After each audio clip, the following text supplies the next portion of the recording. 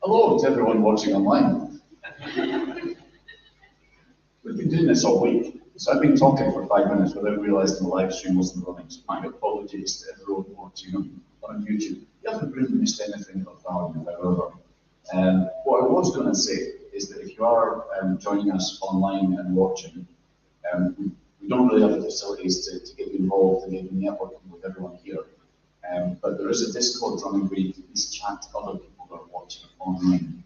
So in a browser, if you punch in discord.gamestalks.live, that will take you to the Discord room where you can chat to other folk that are watching. So that's discord.gamestalks.live.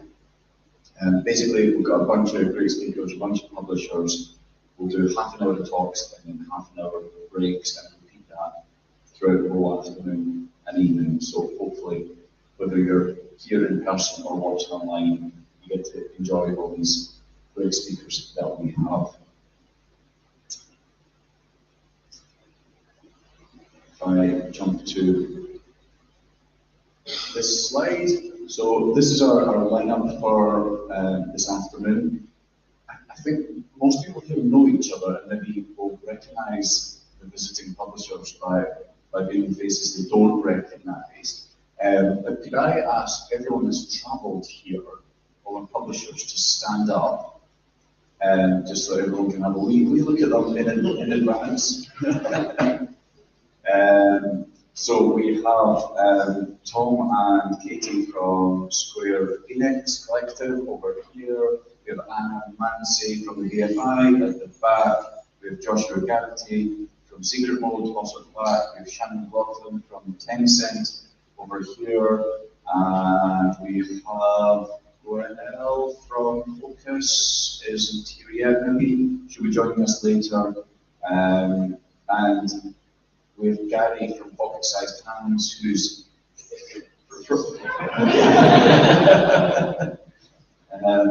from here, but the studio is in Dundee, so really grateful for Gary to come over. These events wouldn't be possible without the support of a bunch of organisations, here in particular, Northern Ireland Stream and Barclays Legal Labs. So thank you very much to all of them and to Rory for helping make this happen. There's also been a bunch of other sponsors that have helped contribute to the costs and pay some of our speaker expenses and everything to the other events. So I just need to do a thank you as well as to Northern Ireland Screen and to Barclays Legal Labs, also to Accelbyte, InGame, Hyperluminal Games, Pocket Sized Hands, Firestone, Glitchers, Ninja Kiwi, Lazy Griffin, Escape Technology, Sheridan's, Johnston Carmichael, Sweet Graphics, and Rivet Games. So I think there's beer and pizza coming later on, and of course they've got Barclays Eagle Labs. Rory's put a lot of work in making this happen as well, so can you give them and all the other sponsors a big hand?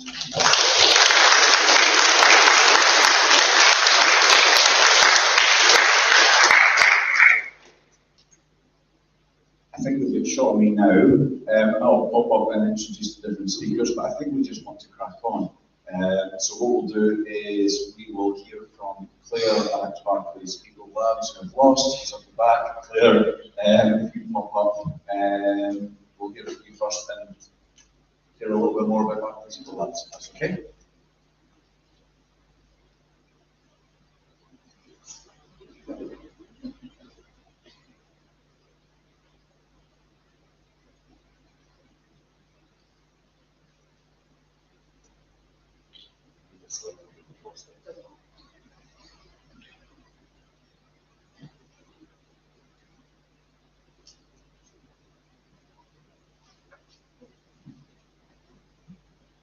My name is Claire Armstrong, and I'm the lab manager here in Belfast for Barclays Legal Lab.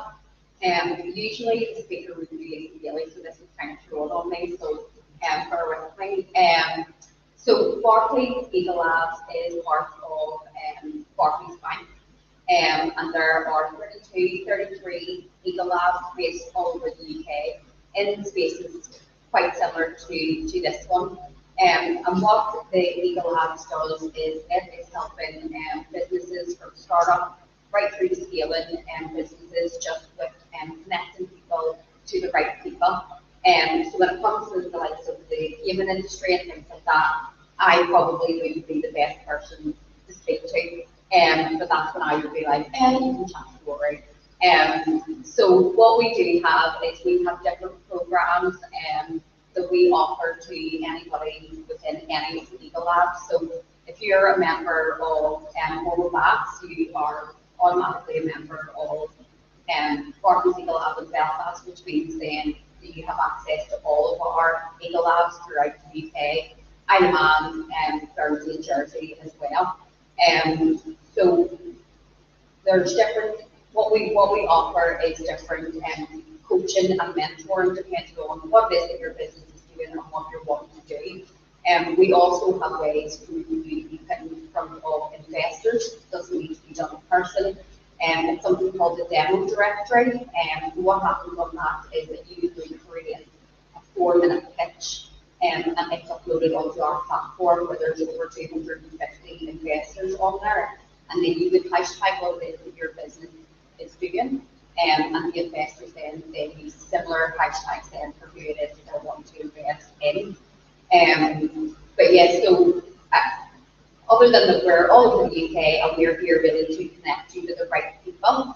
I left a QR code at the door at the back, and that will put you through to the gaming and esports for Barclays and Barclays Eagle Labs, and that will give you more information for the programs that we would have on offer, or any other connections that you would maybe want to make through there. You can find me on LinkedIn, so it's just Claire Armstrong. Loads of stuff on there for the events that will happen throughout Home Labs and the rest of the Eagle Labs. But yeah, if there is anything that you want to ask, either through Rory, or you can find me on LinkedIn, and I can send you through the information that way as well. So enjoy the pizza and the beer. Actually, later that's from Thank you.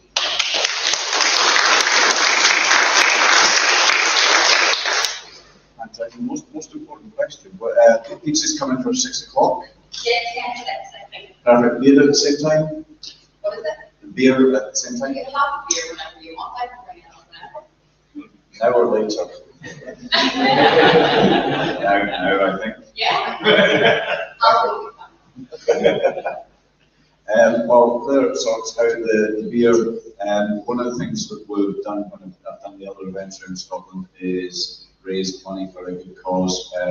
This time we raised money for Special Effect, which basically adapts gaming devices so people with disabilities can enjoy games as much as we do. And we had a big raffle for it the night before last. So there is no raffle prizes left, I'm afraid. However, in case anyone still wanted to donate to the good cause, you go to raffle.gamestalks.live. That'll take you direct to the Just Giving page. I'm going to play a little video about Special Effect just so you can know a little bit more about them if you don't already.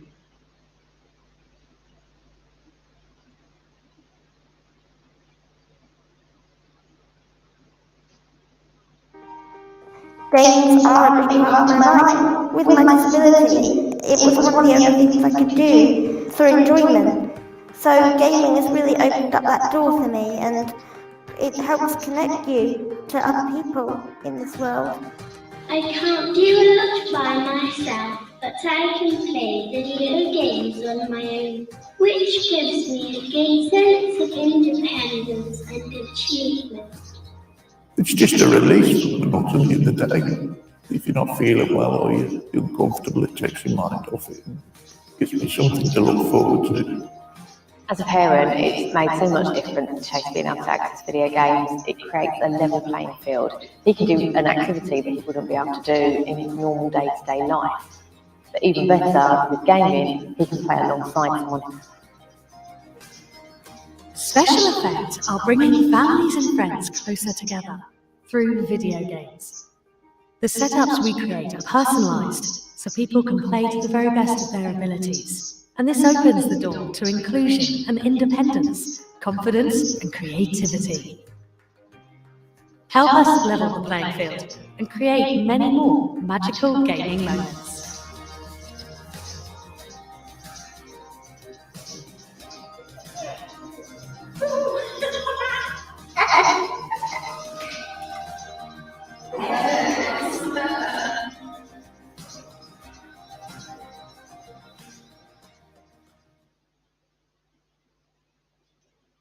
It's an absolutely brilliant charity, so if you would like to donate now or just get involved in the charity in the future, they do brilliant work. If you want to donate today, the link is raffle.gamestalks.live. What I also forgot to do earlier was just to tell you a little bit more about myself. As I said, I know a number of people here. For those who don't, in the industry, about 42 years. A lot of people know me from my time at Channel 4. I spent 6-7 years as Channel 4's Games Commissioner. So I used to pop over here every 6 months, at least once a year anyway. But before that, I was producer on the first couple of Grand Theft Auto games, involved in games like Lemmings, which came out in my hometown of Dundee. I was studio manager at Wilton Worlds for games. Crackdown, first Crackdown, the good one. Then else played any of the Crackdown games. I left Channel 4 about 5 years ago, but since then I've been involved in a number of different things. Still running some of the Channel 4 games just as an independent company, as well as being involved in some of the Scottish Games companies, and seem to have managed to rope myself into running events and also doing online recruitment events on Games Jobs Live, which maybe some of you have attended or are aware of. So part of my hope of coming over today is to get to know the folk here that I don't already.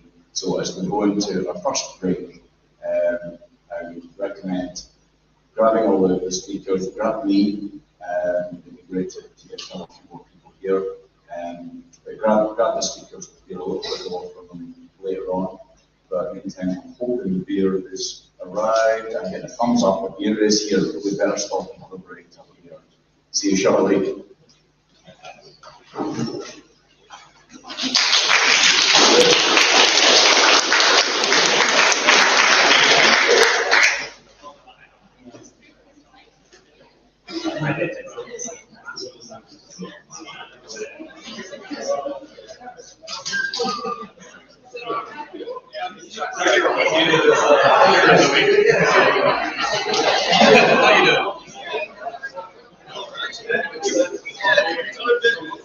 We're just coming and plugging every single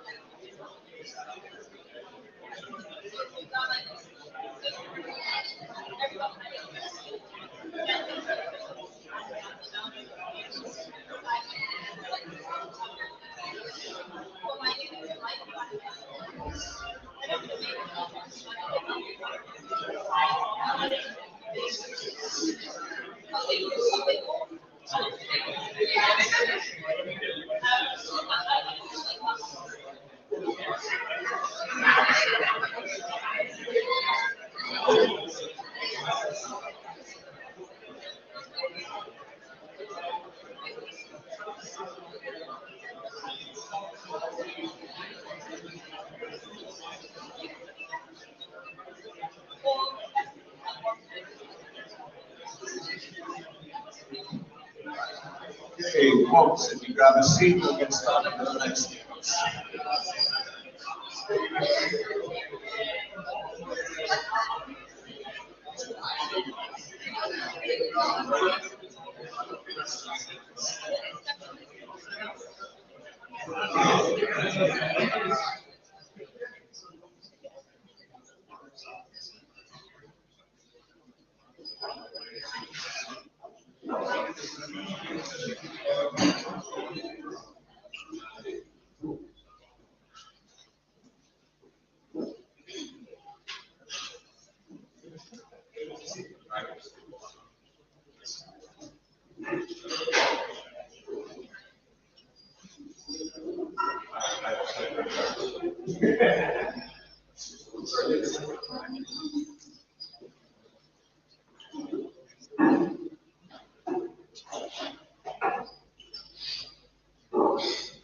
Good stuff. All right. The next company is someone that is so prestigious. I've been trying to get them to come along to the Scottish version of these events that I've been doing for years. And every year they've very politely declined because they've just been too busy and too popular. However, this year they made up for it. They actually sent 3 of their producers round. 2 have come over, 1 couldn't come over, but 2 of their producers have come over. So this is Square Enix Collective, one of the most famous names there is in the games industry. So please give a warm welcome to one of their producers, Mr. Tom Arkham.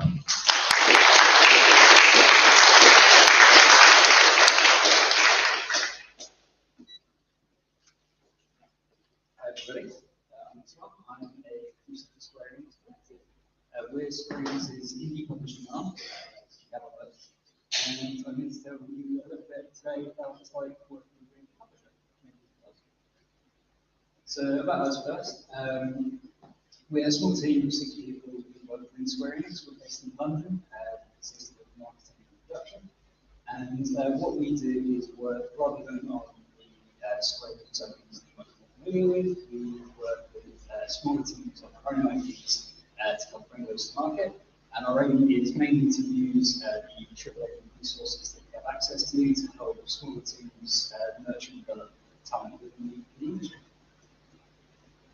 So these are a few of the games that we've released, and one that we're currently working on. So most recently that's been Circuit Superstars and Power Simulator, and one that we're excited about our new signing, which is the competition. So what we noticed a lot with several of our projects is that when indies, they get a lot of, I suppose they have a lot of access to resources about how best to pitch to publishers.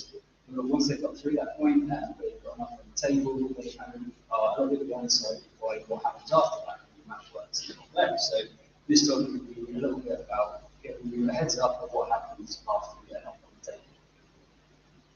And the answer to that is kind of lots and lots of documentation. So yeah, it's going to get a bit dry, so sorry. But the first one of those is different stocks. So this is probably going to differ from publisher to publisher. So this is going to be very heavily skewed to what Collective does, but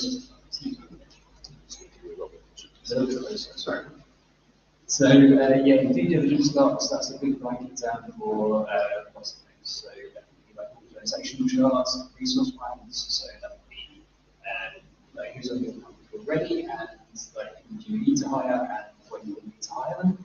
It can be things more related to the game. So your technical design docs, your game design docs, your project roadmaps, things like that, that you need to show to the publisher that what you're trying to do is achievable and what you want to do. It wouldn't be like a deal breaker if it's not, it just means that you might have to work things out.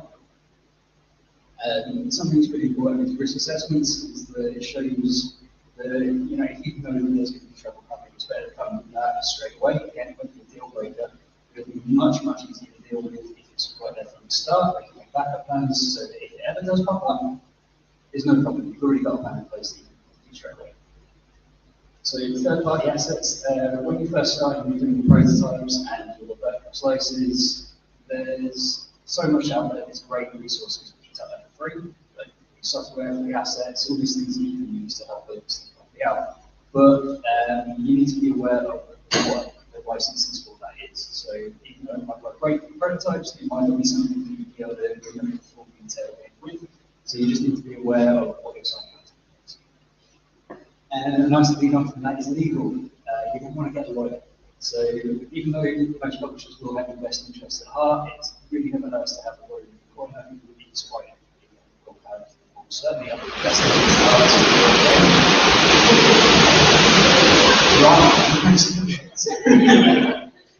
So, what did I get up to? Oh yeah, they will have the best interests at heart. But there's also a whole bunch of stuff that you need to do to sign up. That's like register as a company, make sure that your IPs, trademarks, all of that fun stuff, which is things that will be out there. And milestone definitions and cash flows, basically these are things that you want to make sure are set up right at the start so that you know what you're delivering, you know what you're delivering is achievable in the timelines, and that it's going to keep your company afloat while you're doing it. So once you get through all of that and you sign, brilliant, does the documentation stop? No, it doesn't. There's a whole bunch of stuff that's going to continue throughout. So, there we go. Basically, these are all admin tasks. So these are all things that are going to take time, but they're going to take time away from just developing the game. So your whole project roadmap isn't going to be just work on the game. There's a whole bunch of stuff that you need to make time for alongside that. So milestone preparation and delivery, that I mentioned before, making sure your definitions are all set out and your cash flow is there. Milestones are things that are going to be made, so you want to make sure that you know how to deliver stuff, that there's not going to be any roadblocks, that it's going to take you longer to get paid. So if you send off all the stuff straight away, you want to know when that money's going to be coming in. So you want to make sure that everything you're sending off is everything you need to do in order to fulfill that milestone delivery. And where are you sending that? Who's got it, and what kind of confirmation you get when you receive it. Updating live docs comes along with that as well. A lot of that will probably be in your milestone deliveries, but things like your game design doc, your technical design doc, your roadmaps, like plans have always changed. But making sure that everybody's aware of that change is a big job, and it's completely workable if everybody is aware, but somebody's going to update it, somebody's going to make it. And your QA build process. So a big part of why people go to publishers in the first place is because they offer QA, which is something that you don't have access to straight away yourself. But how are you getting your builds to QA? How are you getting those bugs back? Are they working in your bug databases? Are you working with publishers? Just how is that communication happening, and how can you best use that as part of your development? And that really leads on to the communication guidelines as well. Like, you want to know who you're talking to. Isn't just like a generic email address you have, on Slack, you have their phone number straight away, so you can get in contact with them when you do that. Localization as well, it all kind of falls into that same thing. Like, where are you delivering this stuff? How can you best utilizing what is being offered to make sure it works for the project? Like, is this being done by the publisher? Is this being done by a third party that you've hired? How can you wrap this all together? Legal stuff, yeah, lawyers come back all the time. You're going to want to be checking assets, all kinds of things like that. And feedback as well is something you want to set out with publishers. Some publishers like to be a little more hands-on, give more like development feedback on what you need to change in the game. Sometimes it's not. It's just good to set kind of the expectation of what it's going to be. And I know it sounds like a lot, and it is a lot, but we kind of found like a secret hack that helps with all of this stuff, and that's hiring a producer. Because they will do all of this stuff, and they will be happy to do all of this stuff. They love that kind of thing. So when you're building your cash flow plans right at the start, always put money, if you haven't got one yet, put money in there for hiring a producer and publish it later.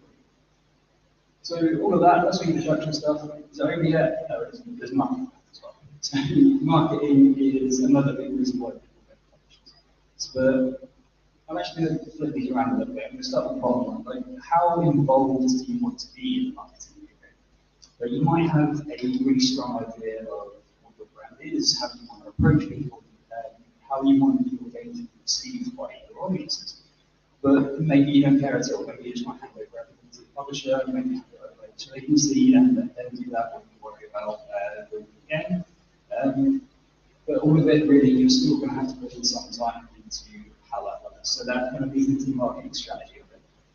How hands-on do you want to be there? How much information do you take from the publisher or agency or you're working with the marketing?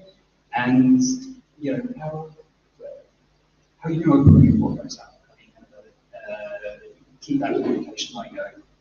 And your asset creation as well. Do you want to be doing that? Like, you need screenshots from the store, you need trailers from YouTube, all this kind of stuff. You're going to need to do all the social media stuff. But that all has to be created by someone. Someone's going to sit there, take screenshots, whatever. Do you want to be doing that, or do you want to just be collecting footage and having that over to the publisher? Do you want to just be handing over a build to someone to do all that stuff for you? It's important to set up these expectations so that you know what your publisher can offer, what they're capable of offering, and your publisher knows exactly what you want. But again, none of this is a deal breaker. It's just setting out what you want to do right from the start. Community building as well is a huge thing. It's all kinds of social media stuff I really don't understand, but there are people who do. And do you have someone in your company that does? Or do you, again, want to rely on your publisher for that? Really, like, keeping the buzz about your game, like, before and during launch, throughout development, And if you're doing a live service title, it's even longer than that, but you can have a really long tail end where you need to drum up interest afterwards and keep the interest across your years.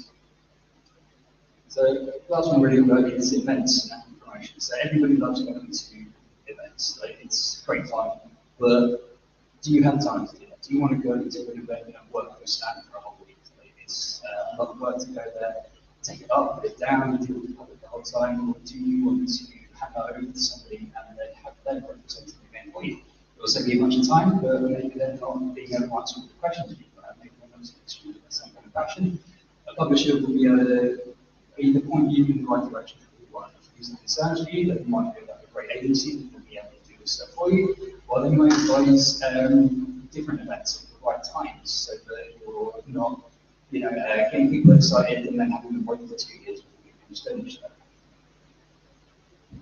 So that was a lot of information for help, but for your key takeaways, really scheduling time for your admin stuff. So there's going to be a whole bunch of things that I've just listed that are going to take time away from the time that you're spending developing again. And keeping in touch, so communication lines are extremely important. If you're working with a publisher, it works best if you're working with a publisher. They could be a partnership. It's, if you're just signing with everybody for ages, then people are going to miss things. It's not going to work for you. And leading on from that, really, having your communication lines clear. Who are you talking to? Like, if something goes wrong, do you have like a direct line to somebody who can help you fix it, or help you if you're worried about what your next milestone is? It's going to be a bit late. You could warn them about that beforehand. If you have, say, something go wrong with your Twitter account, you can be able to get back to your publisher and help them help instead. All these things are like pretty useful. And the last one we've got is. I'm a producer. Again, they're really going to be able to help you with all this stuff. It's they're going to have plugins and development. They're not going to solve every single problem you get, but they're going to be able to help alleviate the problems that do pop up in a way that is not the development again. So yeah, thanks for listening, everybody. Me, myself, and Katie are here. If you've got any questions about what I'm talking about or what we did about swearing is collective, please come up to us, or if you've got any. We've got a flight to catch today as well, so we'll be leaving a little bit during the 6 o'clock break. So yeah, that was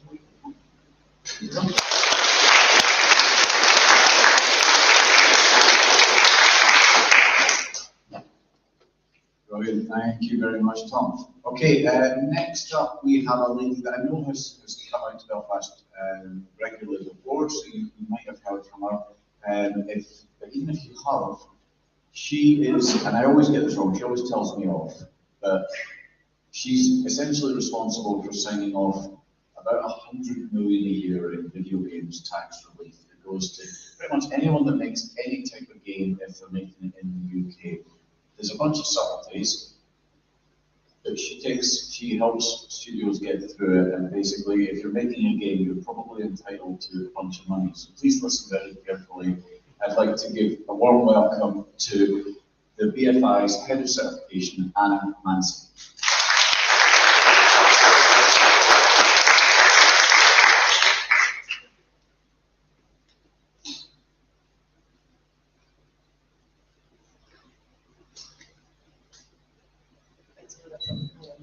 Is that good? Can you hear me?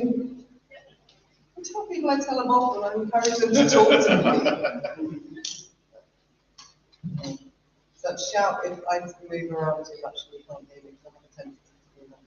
So thank you. So I head up the certification unit at BFI, and we are responsible for qualifying video games, film and TV projects as British to access the relevant government tax rules. I'm also a trustee for Games Aid, which is the UK games industry's charity that raises money for smaller charities like Solving Kids Cancer, AFK, Disability Autistic, and we support about 5 charities, small charities a year. Special Effects, who you saw earlier, have been in advance support in the past. So do follow us if you're doing a pipeline or something, if you want to come to one of our events and help raise money. We really appreciate that. So I'm going to talk about video games tax relief. How many of you have heard about it? Well, that's quite a good number. And how many have gone through the process? Good. I hope it was painless. And if not, you can come and complain to me afterwards. We do try to make it as accessible as possible, and we do try and be very open. I'm just talking to someone just in the first break about, you can come and talk to us before you apply. Don't think you won't qualify. Don't try and do it yourself without checking with us first, because the most important thing is making sure you have a company set up. Yes, you have to qualify as British and you have to get points to get there, but we can talk you through that. But the company thing is the most important. So, we're going to start with a few misconceptions about video games tax. When this was first introduced in 2014, there was a lot of stuff all over, I've got to put a Union Jack, a phone box, anything in my game to make it look British. You don't need to do that. You can set your game anywhere. So I did say I'll bring more down. It's not about what you put into it. You don't have to change your game to qualify. If you want to change your game to qualify, that's up to you, but you don't have to do these things.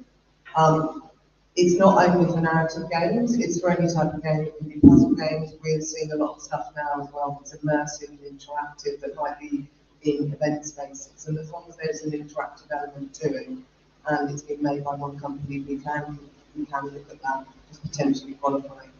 And it's not limited to certain platforms. It can be any platform. It can be mobile, free to play, Xbox, you name it. We're open to all of the platforms. It's not only for large budgets. Any budget size can apply. So even if it's a really small game, our first ever applicant in 2014, it was actually a 10-year-old kid, and his budget was £8,000. So that just gives you an idea. I think it was more of a principle thing because his dad was in the industry, and they've been very supportive of promoting VGTR.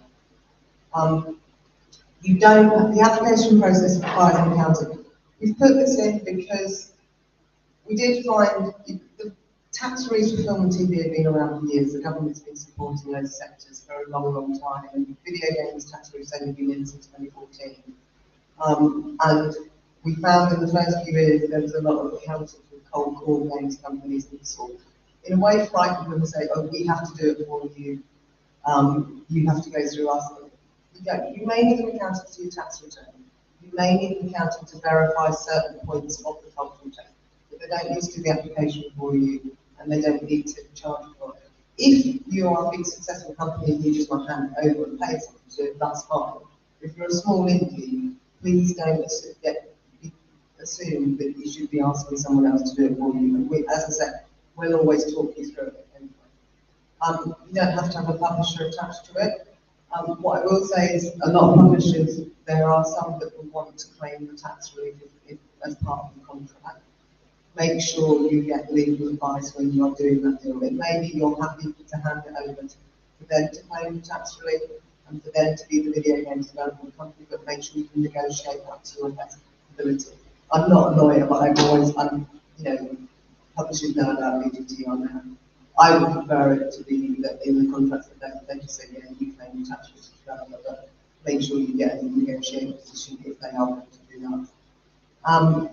And you must own the IP if you claim, no, you don't own the IP. If you're doing, a lot of times you might be doing work for hire as a non-game company, and it's a game that you can claim the tax relief. Doesn't matter who owns the IP. So why should you apply? Because you basically get a significant chunk of your budget back from the government, and the government wants you to have this money. As I said earlier, film companies have been accessing some sort of subsidy for years, and I think it's really important that games development companies get the same benefits as well. It's good for the economy, you're creating jobs, it's money that's going back into new games as well, and you can essentially get 20% of your budget back. So if you, your budget's 100,000, you're allowed to claim on 80% of that. It's capped at 80%. This goes back to when we used to be in the EU, and there was an 80% subsidiarity principle. And at the moment we're still, I can't see it's changing, but it's looking to a safety principle. But you can claim on 80% of it, so on a £100,000 budget that would be 80,000, and at a rate of 25% of that 80,000. So you get up to 20% back, which is On 100,000, getting a chunk of 20,000 back is, it's quite good. It will help you go into your next game. And you can claim it during development. So if you've got a year-long period of work and you've done 6 months work, as long as you've got the interim certificate from us, say qualifying points, which I'm going to go into, then you can claim on the 6 months you've done up to that point. You don't have to, you can wait till the end and just claim on it once, but you can do it for charity and you can set your own rate. There are also financiers and loan companies that will loan against it in advance. However, they won't loan on the total amount, and we're not seeing it so much in video games, but it's worth looking around if you want to cut funds. So, what's the qualifying criteria? So, the most important one, as I said earlier, is having a video games development company. It has to be registered within the UK Corporation Tax Net. Companies now, I used to say it used to take about 48 hours to set it up. I think with the COVID pandemic, we've all been had pressure that these take longer. Anyone that's done it recently would tell me whether it takes longer than a couple of days to set up. But, it is a fairly straightforward process, and as I understand it, used to only cost £12. If you do it through an accountant, maybe you may charge you a bit higher. You have to have a company set up, and that company has to be responsible for making the game from pre-development through to completion. Now, if you've done some prototyping, that's fine, and you haven't set up a company, that's fine. As long as once you say, right, no, we're definitely going to go into full dev, set up the company, and then you make sure that company is responsible for making the game through to completion. And the reason why this is the biggest thing I stress is because the money is paid to the development company, and if the company isn't responsible from the very beginning, HMRC won't pay. So that's the most important thing. And we're the ones that HMRC do occasionally go out and talk to people. We were here 3 weeks ago doing film and TV and games, and there was only 2 games devs here, and I'm so glad Colin's coming back in 2 weeks. I want to speak to more games devs and film and TV. Nothing wrong with them, but I just wanted to see the games. So yeah, make sure the company is set up. You have to spend at least 25% of your budget in the UK or the EEA. So if you do subcontract outside the EEA, and even though we've left Europe, that still qualifies. This is the only tax ruling as well that allows the EEA expenditure. The film and TV ones don't, so you do have an advantage there. The game has to be intended for supply, so it can be free to play, but it has to be available to the public. Certified British through the cultural test, which I'm going to run through, and it has to be a game, from what we understand it. And when this was first introduced, HMRC just put in the legislation a video game as it's understood in the common word, sort of, which was about as helpful as a chocolate bar. I think you're all going to developers. I think you know what it is. So the cultural test. It's a 31-point test. It's broken down into 4 sections. The pass mark is 16, and looking at the overview, you can see cultural content is what you're seeing on the screen. You can effectively pass in section A alone. Cultural contribution, there's an additional 4 points. That does the game contribute to British creativity in terms of how you're making it? Are you do something new and innovative? British heritage, are you remaking a classic old game, for example? We get a lot of games applicants that are always asking for points because it's Monty Python-esque. And to this day, I've never seen a game being applied for that actually has anything reminding me of Monty Python. But they usually don't need the points, but I've had so many people say, Monty Python, okay, and then lastly, cultural contribution, you also get points for diversity, and that isn't just British diversity, that's diversity of any diversity, and that's on screen or in your teams, anyone from the underrepresented group that you're representing. Cultural hubs is about where you're doing work, so you get points if you're doing the work in the UK. For cultural practitioners, there's 8 categories, 1 point in each category, and that's about your team as a UK or European citizens or residents. So if you have an American programmer, but they live permanently in France and that's where they work, you still qualify as a French person. That's quite an extreme example, but it's just to give you an idea of quite broad. And all the European elements that are in the cultural test have remained. We're not taking those away, even though we left Europe. We want, it's much more accessible to have these. So I'm going to skip through, just checking the time. You're okay. I'm okay. So I'm going to go through quite quickly on this. So, as I said, section A is about the points for setting, characters, story, if there is one, it doesn't have to have a story, or underlying material, and then language. And language isn't just dialogue, if you don't have dialogue, it can be text-based instructions as well, which is about, again, a lot of the categories for video games cultural test is much wider than the film and TV one, so there's more advantages to get points. The setting, you get points if it's in the UK or the EEA, and that's on the screen, we're looking at, or it's in undetermined location. What we mean by undetermined is if it's set in space or it's set in a generic desert and we can't specifically say where that is. Which is, you know, again, film and TV don't have this undetermined location. You're trying to qualify some films that are set in space, it's really, really hard. So that's actually another bonus for you there.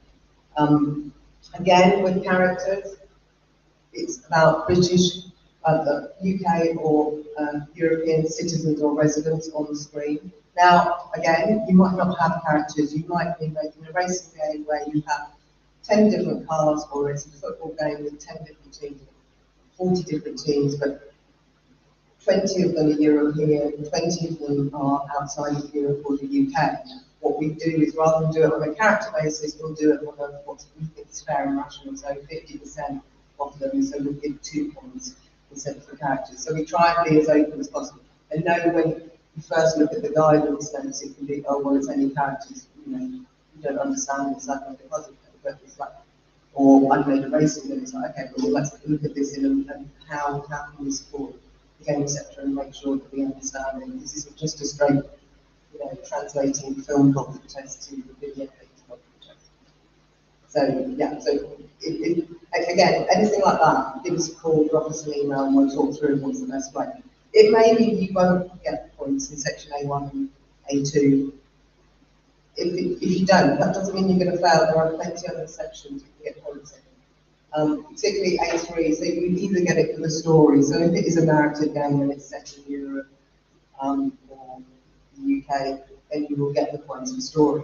If you don't get the points for story, if you're underlying material, if you are the original creator of the content, even if it's set in America or if it's set in Australia, then you just need to do a swan statement, we have a template for it, and you will get full 4 points here for underlying material instead.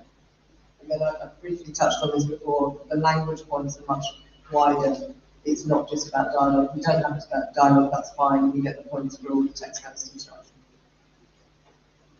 I think I've already explained this quite in detail. Creativity has to be unique, innovative.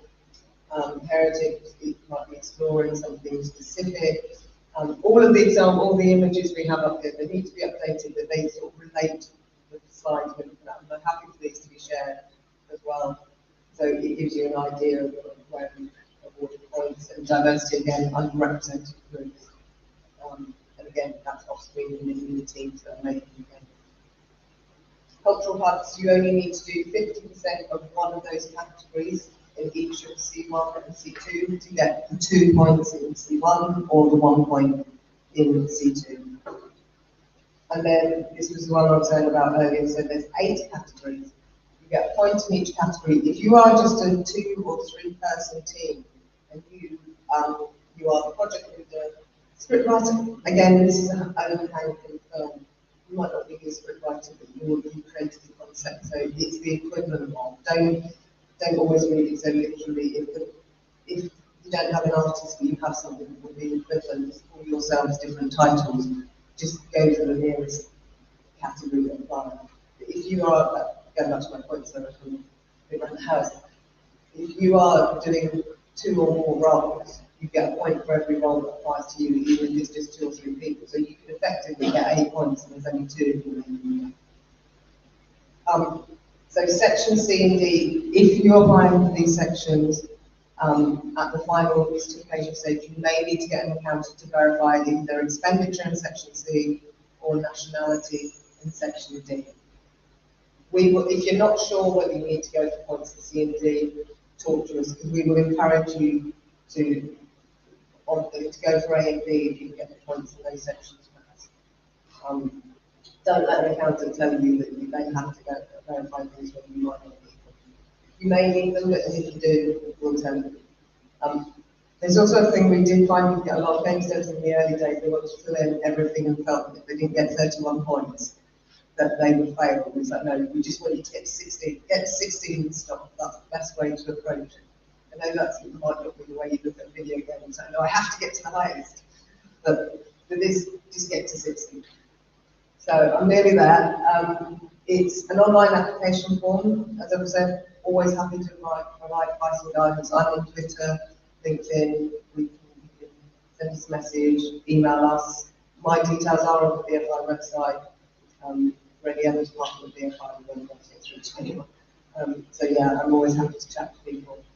We do have a slightly longer turnaround time than we say here. We've been impacted by the pandemic and furlough, but if you need it, the certificate quickly for a tax return or anything, just let us know so we can prioritise, and we always do try to prioritise when we can. As I say, you can apply for interim certification during development, or you can do it at the early stages.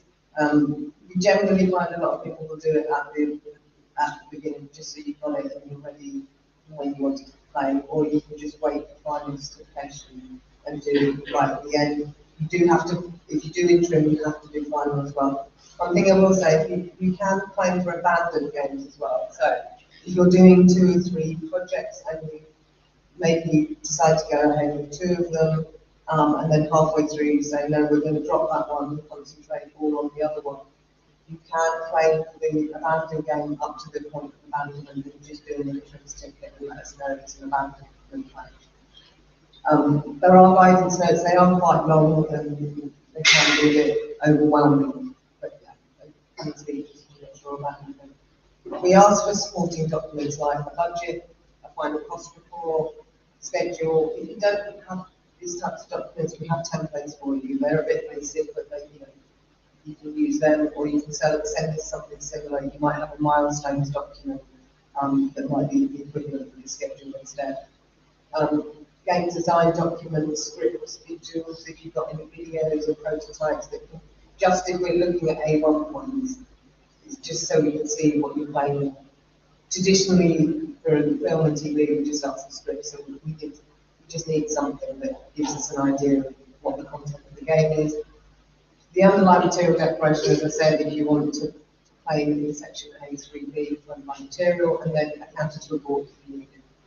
You just apply online, send the support document. You do need to print a copy of the application form and do a statutory declaration, which is just having the form witnessed, because it's all the legislation you have to do it. And then send it on to us and we'll process it. We'll be assigned to one of the team. They are all of the games and this is the team that love playing games. They have a big game background.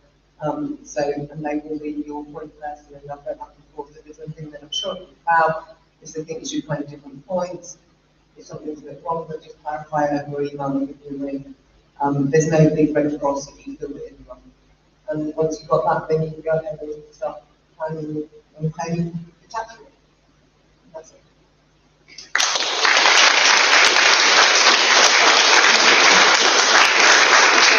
I've got a couple of leaflets if anyone wants them, so they'll be at the back and come and find them in the break. Thank you.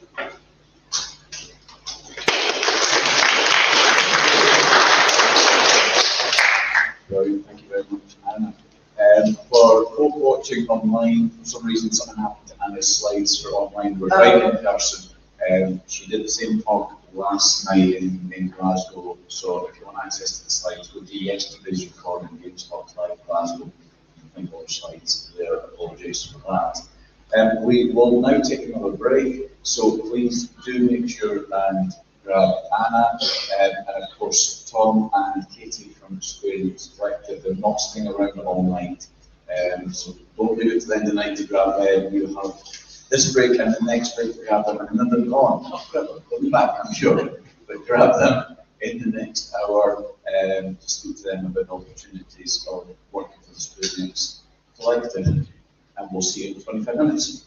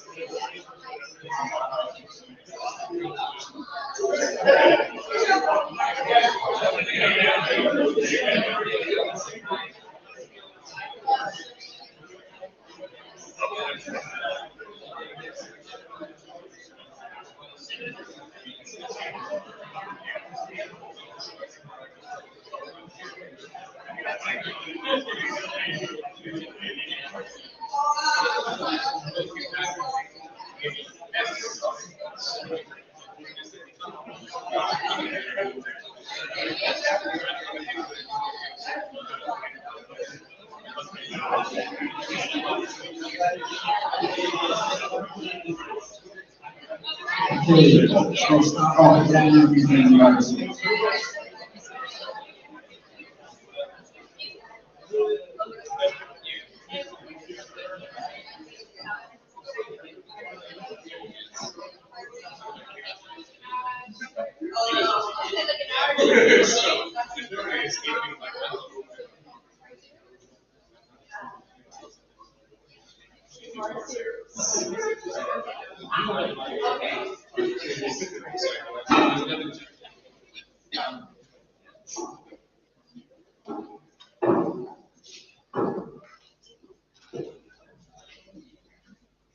Always amazes me, you do the first break and it feels like, oh no, I've got to go out there and speak to new people and it's difficult and it seems to last forever. And then once you're on the second or third break, like, oh my, where did that half an hour go? I just got up with a couple of people and suddenly the break's gone. However, we have another bunch of great speakers. The first lady that's going to speak to us has travelled over from Paris, especially. She's been touring in Scotland with us all this week. We've had a tour bus and everything this week. It's been very rock and roll. So it's great that she's taking the time to come over and see everyone in Northern Ireland as well. From the French publisher Focus Entertainment, this is their publishing content manager. Please give a warm welcome for Gwenaëlle Wozniak.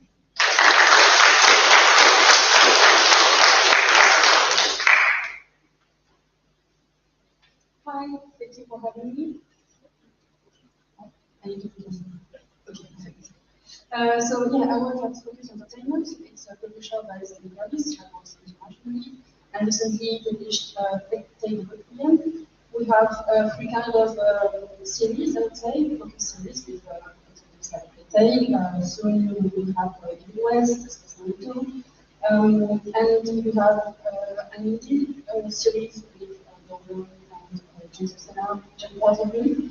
And historically, we also have another series, which is simulation based, because we first started with pharmacy. A year and a half ago, my boss, Yves Lamonc, who is now the Chief Product Officer at Focus, created a publishing team dedicated to finding, to scout, and see what projects we could assign at Focus. And he asked me to join as a publishing content manager, which is essentially assessing the game's design and content projects. And today I would like to talk about how I do it, how do I assess these games, because I think it would be helpful for you to understand the process and be prepared for this process. So our first contact with the game is with the pitch deck and with the prototype. The prototype is mandatory for us to go through the process, but it can be at any state of production, either it is with envelopes and just a proof of concept, or magic flies, or mathematics. Once I have that, I can test the build, provide the feedback, and from there, the conversation can start with you, and exchange agreement. when you send a pitch deck, it's very important that the main objective of it is to make us want to play the game. Because we receive or look for 1,000 games per year, and I also need to care of thousands of them. And so I couldn't play all of them. We have to make a selection at the pitch deck. It is very important to keep in mind that to be concise, to have small ones with 15 slides maximum, I would say, and to keep in mind that the objective of it is to make us want to play. There are also two tracks to avoid when you pitch a game. It's first to begin with the story.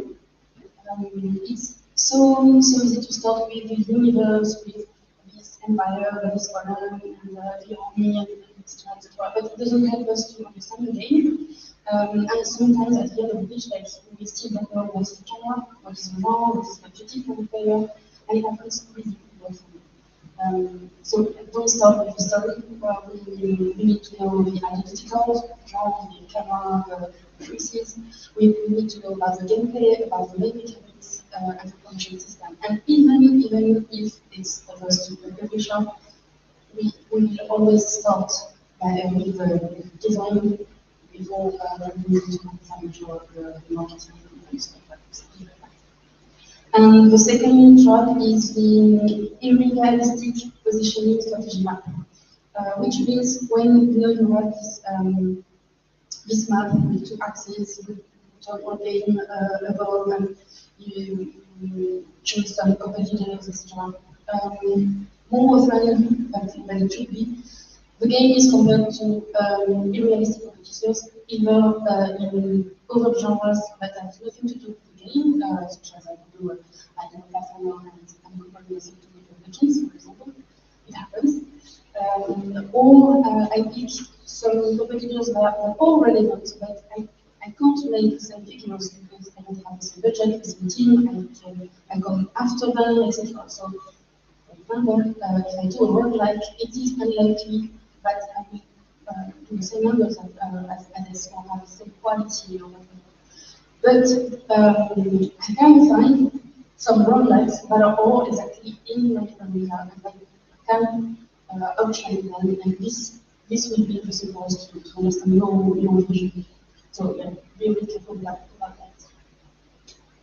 But now, let's say that the vision was awesome, and I have reviewed it. The first thing I will check is the conformity of editorial guidelines, which are quite simple. We don't have many. It's basically about the tone, the maturity of the tone, and the maturity of the alterations. So, for example, we have a game called Kubo's Prospects that is a really good game, but if we don't like, it's something that we can go with. But Blacktail, on the other hand, is a game that we signed and is typically what Focus can do. I will also look at the concept. We are looking at comparing an original concept with strong fantasies that are capable of supporting strong, unique selling points. Once I have that, I will do some reverse engineering, which is a big word for fancy working on something that is not. It's just taking the vision that we identified in the vision section and see how you translate it in the systems. How does it work? How does it interact? You have an ecosystem, a physical game, you have combat, etc. And does it work together with the vision you have? So, for example, if your fantasy is for the player to be a ghost, and the ghost has to investigate on some murder cases, for example. And in your game, the character of the ghost cannot go through walls or move objects or whatever, and it cannot collect clothes in the environment. then it's maybe not a ghost, and it's maybe not an investigator. So you may have a good game, but not the game that you talked about. So it's also known to achieve global consistency and for global logic or the rules the same for the entire customer journey. About that consistency, usually what I say is that it's preferred. The third of the game is composed of features that are really well known in the game design field, conventions, and that you're able to master them. You're really experts. A third more improvements, so same kind of mechanics, but you did something more. And the third that are truly innovative. You're the only one of it. You found some more great assumptions. This is not. It's a model. It's an ideal, and it's okay if you do stuff like that. But it's something useful to keep in mind. All right.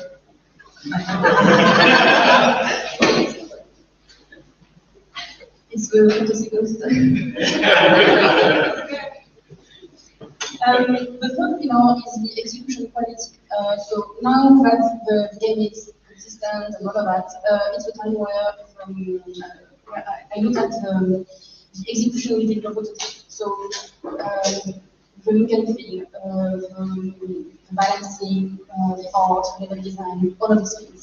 And depending on where you are at the production and what type of game it is, I will look into some of these fields more or not. Meaning, if you do a rhythm game, I will pay more attention to sound design, and maybe not to the art or vice versa. So yeah, it depends really on the project. So if you do a rhythm game and you don't have sound design because it wasn't the right moment of the production, did not start it yet, etc., it's a sign for us. It tells something also. And finally, the market. It's not from a financial perspective or whatever, it's from the player's perspective. Does the game easily, with English, is the game able to meet the player's expectations? Is it able to create something new within the market, etc. And can we build a long-term relationship with you? Meaning, is there a potential to create an IP with the games? Will you be willing to come back with another game, etc., etc. Once it's done, when we have a bunch of feedback and the conversation will start with you, this is also the moment where we talk about the documentation, potential benchmarks, etc. And we will use all of this information as the ground for a real-life process. And if we go on, if we go with the detail and all of that, we will have some follow-up with documentation, researches, design support to continue help you with the vision and for you to be sure that we understand what you want to do, etc. It's always about helping to deliver your vision and not trying to force it through. And finally, the last aspect of my job is in attending this kind of events, because you are the developers, you are the designers, and you're doing these things, and so it is important for you to stay up to date to how it is done in the industry. Thank you.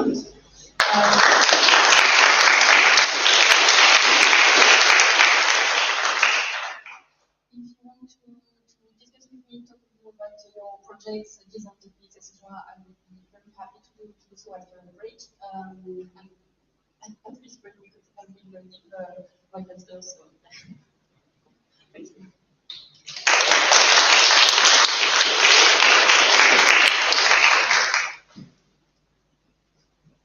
Fantastic. I struggle to give a speech in my first language. Doing it in a second language is exhausting. So after touring around with us all week, and Gwen needs to take it easier. So please make sure you do grab her at this next break. Okay, on to our next speaker. Another company that you will have heard of. Another company you will have heard of, involved in quite a few little things, little company called Tencent. Here from them is their assistant producer, Shannon McLaughlin. Please give her a warm welcome.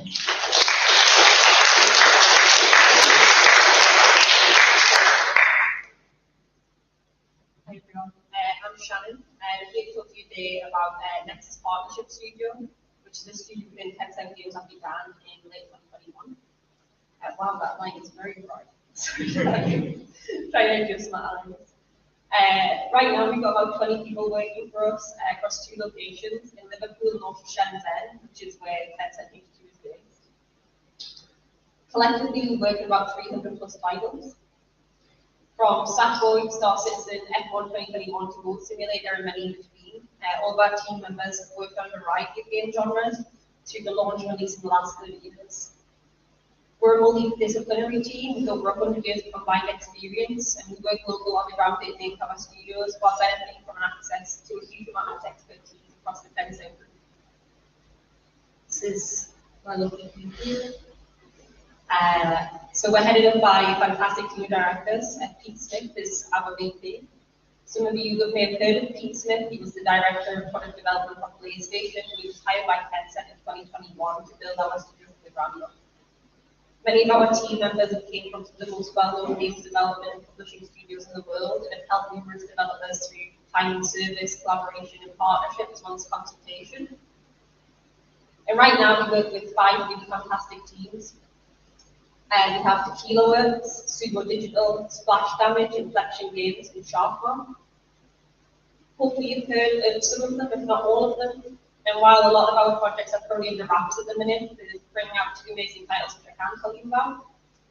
So we have Song of New Moon. Song of New Moon is being created by Tequila Works in partnership with Ryan. If you don't know, Ryan was also recently acquired by Tencent as well. It's a single-player narrative game where you join New Moon and his trusted companion Willis, who died in a treacherous world to find his mother. And we also have Nightingale. Nightingale's by our Canadian studio Inflection Games, and it's their first 490 project. Nightingale's a survival crafting experience set in a rich ghastly Victorian fantasy. It's currently due for launch in 2023. Hopefully, I also have to say hopefully because it's not always got planned. So what's our aim as a partnership studio as part of Tencent? Well, our aim is to empower and support developers in delivering the next generation of global blockbuster games. And we achieve this through a few different methods. So primarily, Tencent is an investment company, so we're always looking to build and acquire teams with great IP potential to help deliver the next generation of innovative games that push the envelope in their genre. We also leverage Tencent's expertise in free-to-play and games-as-a-service strategies. We also utilize Tencent's experience with mobile and co-development solutions to enable seamless and accessible multi-cross-platform integration. And most importantly, we have massive teams of marketing and analysis experts at Tencent, so we use them to help identify genres with really high global growth potential to make sure we're exceeding where we want to have our outreach. So the main thing that we do is to support our studios every day. We empower them as we want to help them grow, and we also collaborate with them in very much partnership. And we do this through encouraging growth. This might be through headcount, it might be through them wanting to release their own IP, it might be through enhancing their creative vision or their skills, or getting into a new type of genre. We're really flexible in our approach with our studios as well, but here to provide support and we'll work in a way that suits them.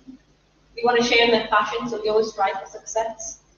We do face-to-face meetings with all of our studios. That might be weekly, it might be monthly, it's whatever works for the studio at the time.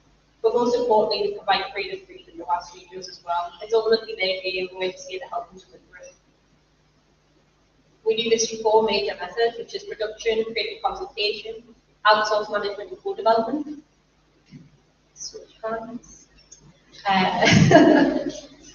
So production, which is part of my role.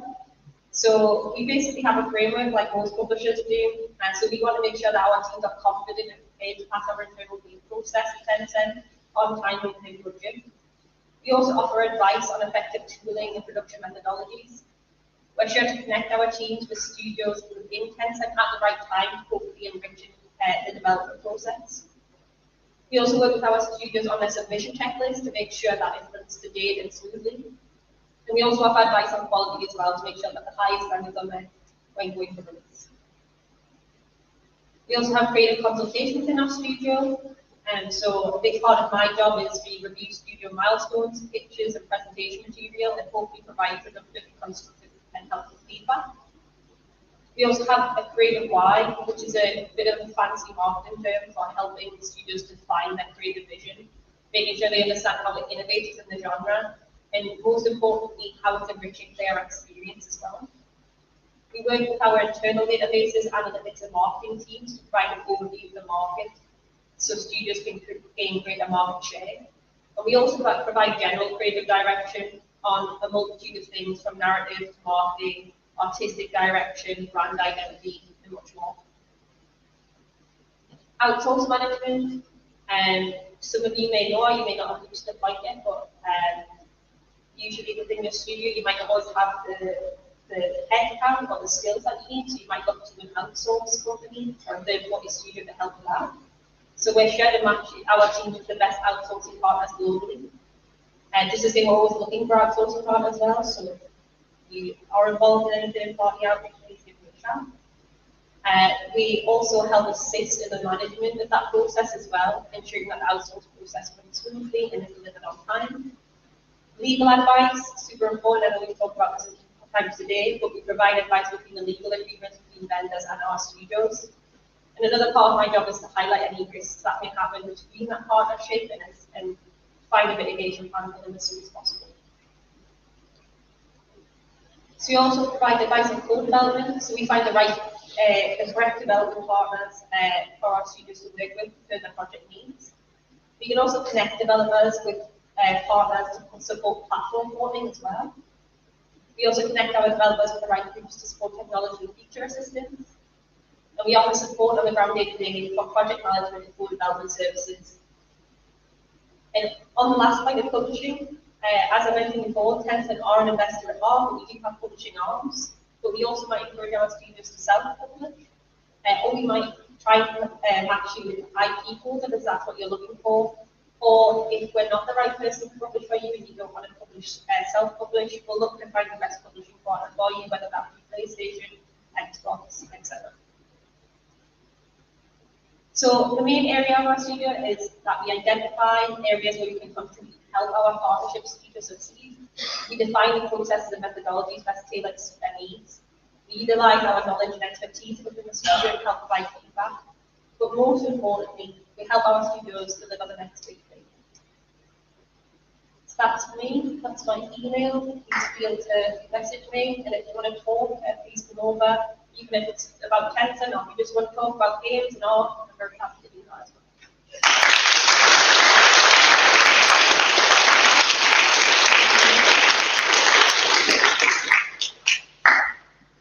Brilliant, thank you very much, Shannon. Okay, we will take another break now. Food, some pizzas piled up at the bottom of the stairs. So pizzas, I think, will be up very shortly. We'll come back in half an hour. Do speak to Gwenelle from Focus before she has to disappear. And Shannon's here a little bit longer, but take the opportunity while both of them are here, get to know them and get the contact details to follow up. Challenges up there. Have a good break, see you in half an hour.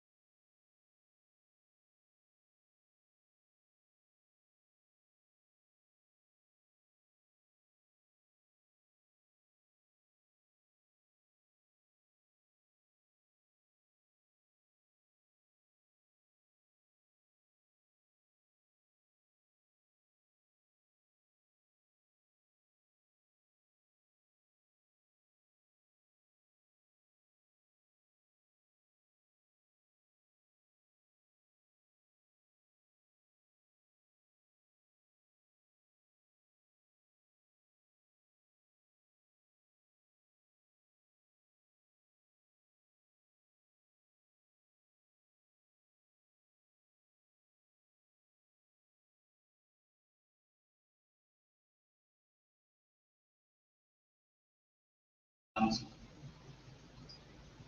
actually give you good feedback. And it's a way of identifying barriers that you maybe not considered in the first place. Then after that is the great thing about these kind of features, you can talk about it because players need to know, can they actually play a game before they buy it? And this is quite a big problem in the industry, is that players with disabilities have to buy a game, get to the start screen and see that they can actually progress through past the start screen because of some intentional barrier that's there, then they have to refund it, which isn't great. So being able to talk about these things and let the community know that we have these features, and then that's again a really good way of getting excitement for the game. And yeah, 100% recommend doing that. It's really been great for us. Also, from the developer's point of view, being able to talk about this kind of stuff with your team and see every discipline what can be done to sort of make this more accessible.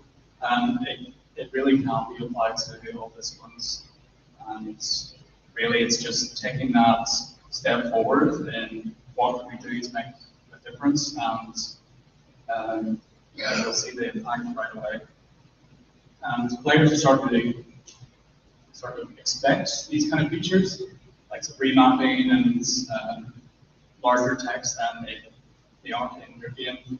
You'll usually hear about it once it is released and want to keep your reviews all good. So in conclusion then, games have barriers. You want to try your best to remove those and work closely with the disabled community to help see what is higher priority and what will affect most people.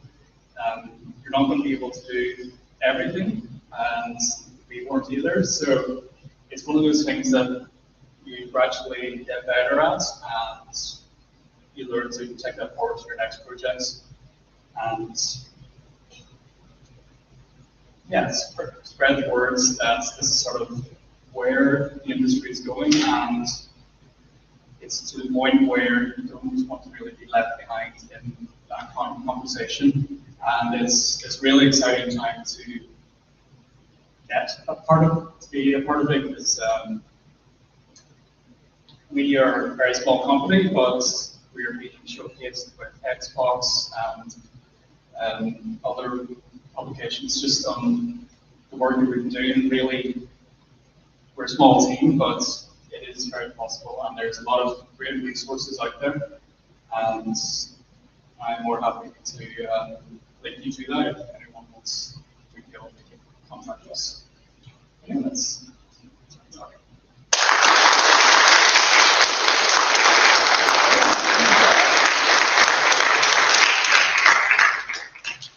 Thank you very much, Connor. I mean, it's absolutely true. You do some of this stuff, not only are you letting people, giving joy to people that might not otherwise be able to play your game, but you're widening your audience. You can make more money by making your game accessible to more people. More people can play your game, more people can buy your game, and then therefore you can make bigger and better games. It's a no-brainer. So please come up and chat to Connor in the next break to find out more. Apologies to people on the live stream. I know we've had some audio issues. Our audio engineer came down with COVID at the last minute, unfortunately. I hope you're able to catch most of the stream and just the speakers that have been on earlier this week. Those live streams are online if you want to catch them. So the publishers like Tencent, Square Enix. And also our next gentleman coming up from the publisher Secret Mode, which, if you don't know, is part of the Sumo Group, which has quite a number of different offices around not just the UK, but globally. So please give a warm welcome from Secret Mode to scouting consultant Joshua Garrity.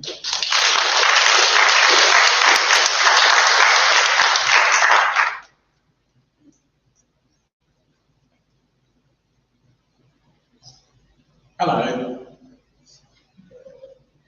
Hi everyone. I feel really good about this talk today. Do you know why? Unlike yesterday, I didn't start drinking at 1 o'clock. Just a piece of advice. If you ever run into Anissa Sanusi from Limit Break, and she says, do you want to go get one drink before an important industry networking event?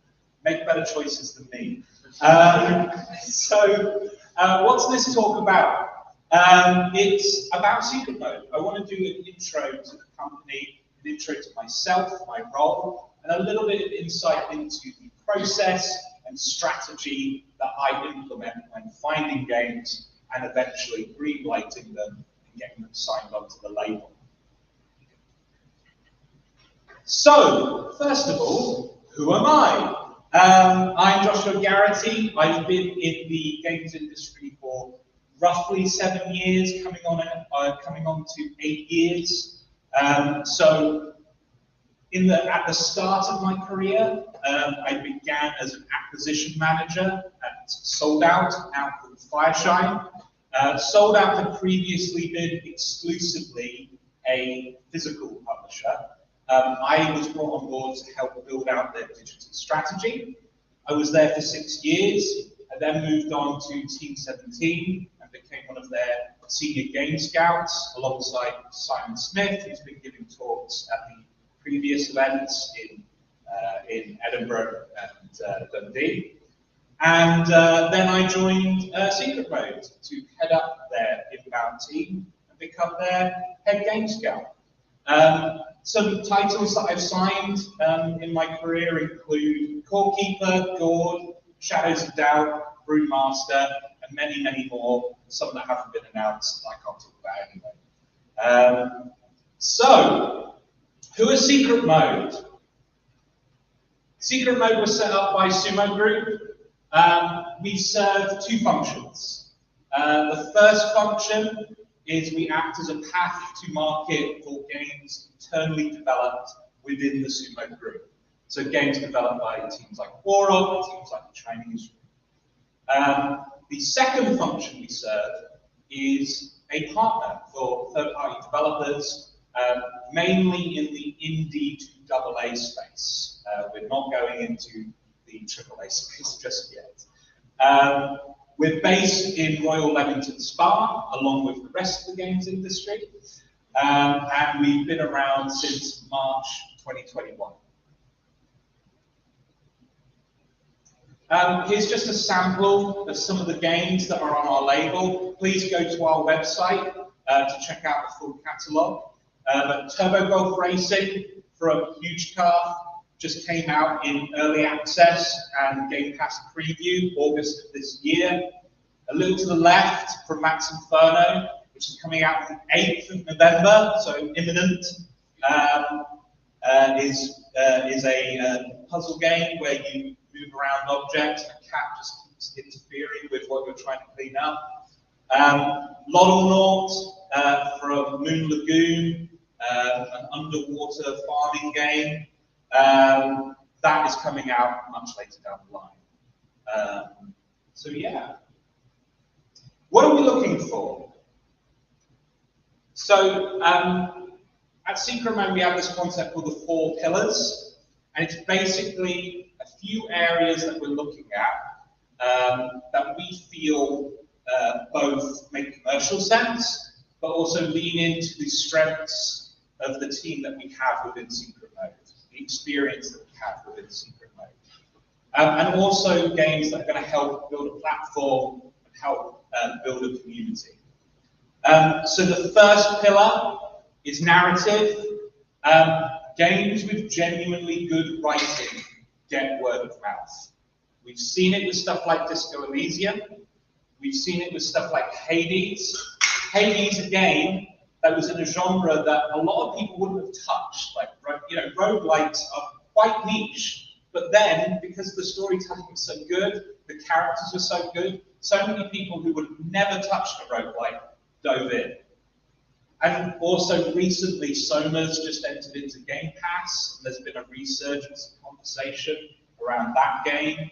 everyone going, just put on safe mode and play Soma. The story's so good, it doesn't matter that you don't like horror games. Good storytelling sells. It does. Strategy games. This is about leaning into the strengths of our team. James Shaw, our CEO, is a former VP over at Sega Europe. A lot of the bones, the skeleton of Secret Mode was built by people who were formerly Sega Europe. And of course, those people have worked with teams such as Relic, right? They have a lot of knowledge of this genre. They have a lot of experience with this genre. Why not share that experience with our third-party partners? Third pillar, wholesome games. Everyone's aware of this rising subculture within our industry. They have their own direct, so that they can appeal directly to their audience. And frankly, some of our games that are tracking best in terms of wish lists, in terms of engagement, are in that space. A little to the left, which I mentioned earlier, is on track to do very, very well. We're building a community in that space. Why not, share that community with other games that are in this space as well? And the fourth pillar, multiplayer. It's not just about the fact that multiplayer games sell really, really well. They do sell really, really well if you get them right.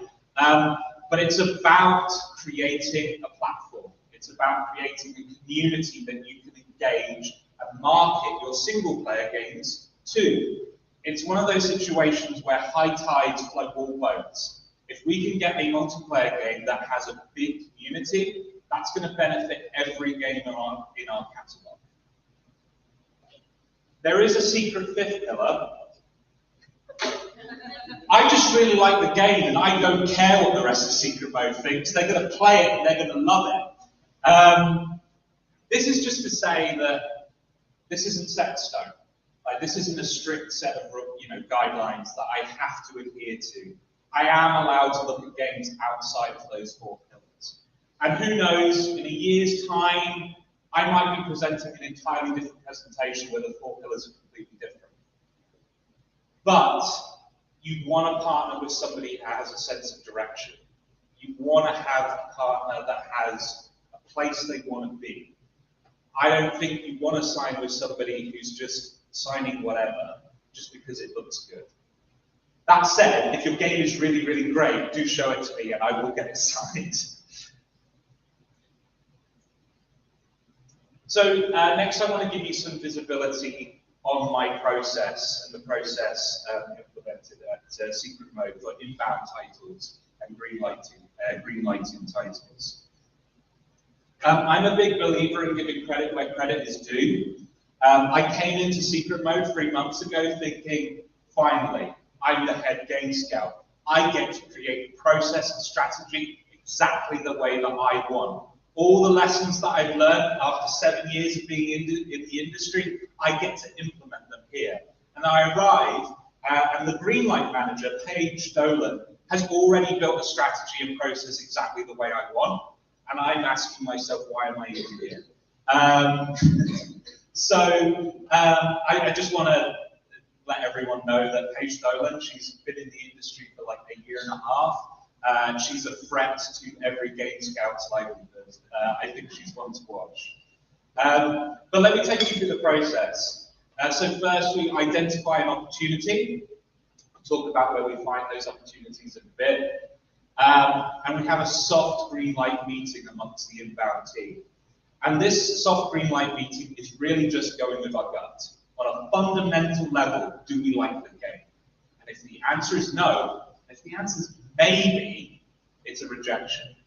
We have to believe in the game before we do any of the heavy lifting to make a business case for it. If we don't fundamentally like your game, we shouldn't be your partner. Most games die at this stage. If it passes that stage, we move on to project group review. This is us essentially presenting the game to the rest of the company and getting them on board. There are 2 stages to it. First is the project group review that we show to the entire company. So we put on a presentation, put on a song and dance, and we talk about why we're passionate about this project. There's a feedback form associated with that presentation that we get everyone at Secret Motive fill out and give us their 2 cents. After that, there's a project group review approval meeting, which is a gathering of all the department heads, and we come to a final decision as to whether we want to take this seriously or not, and do the due diligence to get it over the line, to get it signed. If it's a thumbs up there, the production team will have meetings with the developers to look them in the whites of the eye and make sure that they believe their milestone schedule, believe that they can deliver what they're promising. The sales and finance team will create a forecast based on the data that we have, based on previous examples of the genre, and the marketing team will create a loose marketing plan based on strategies they've employed for similar games in the same genre. If we feel good about that, if the forecast is looking good, we believe that the team can deliver it, then we will create a green light deck that we will present to the Sumo Group board. If the Sumo Group board are on board, that's when we go to contract stage, that's when we start discussing terms. Where do we find your games? Some of this is obvious. Obviously, we look through social media. Twitter has Screenshot Saturday, which is a really good resource for finding games. There's a TigSource forums. I go there to try and spot stuff really early. Setting up a Steam page, even at a really early stage, is useful for discovery. Please do it, even if you feel like you're not quite ready, because you can always re-announce the game once you have a publishing partner. And obviously events. There's the big events like Gamescom, GDC, but honestly, I discover a lot of games to events like this, right? Talking to people, planting seeds, and maybe you don't have something right now, but maybe you do 2 months from now, right? I don't think I have time to go through all of this individually, but I felt it was useful to give you a list of things that I think are absolutely necessary for a game pitch, and also a couple of extra things that are not necessary, but will make you stand out, that will give you an edge, the cherry on the cake, if you will. Please take a picture. In the break, I'm happy to talk about this stuff in more detail and more nuance. That's it for my talk. I don't have my email address up there because if you want it, you have to talk to me over there. So, thank you all. Bye-bye.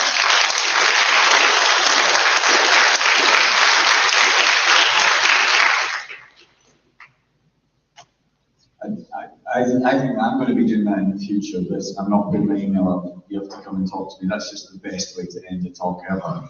So now you need to follow through on the thread. You have to mob Joshua at this next break. We will take a break now. Do make sure you speak to Joshua. Do make sure you speak to Connor about game accessibility. We will be back in just shy of half an hour. We still have several great speakers. We've got Gary from Pocket-Sized Hands, we've got Jack from Recognize, and we have our keynote speaker who will be on about 8:30, Mr. Shahid Ahmed. So, network, and we'll see you in half an hour. Thanks.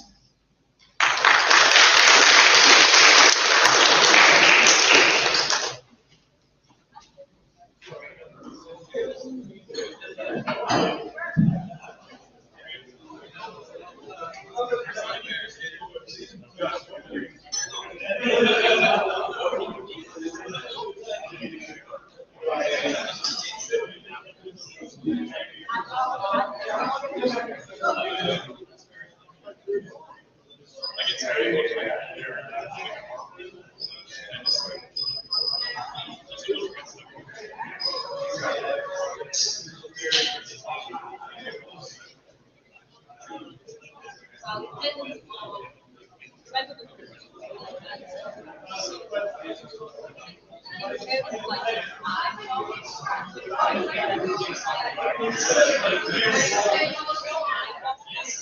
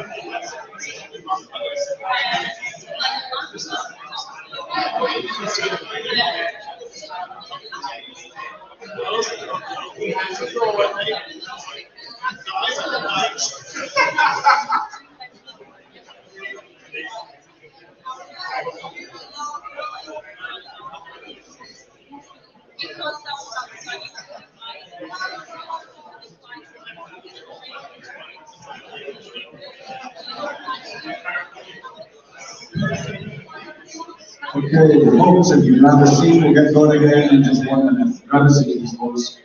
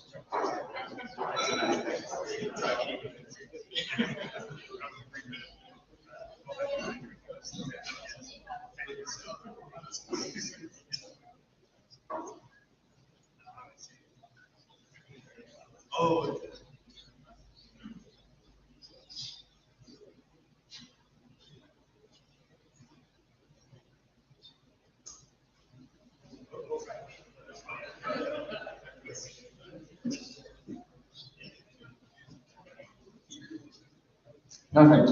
Okay. Right, we're into our second last block of talks. So many of you will know this company and this gentleman already. A bunch of you won't, and I didn't before the last couple of weeks. I'm really looking forward to hearing what he's got to say. Please welcome the CEO and co-founder of CTO and co-founder of Recognize, Jack. Welcome up.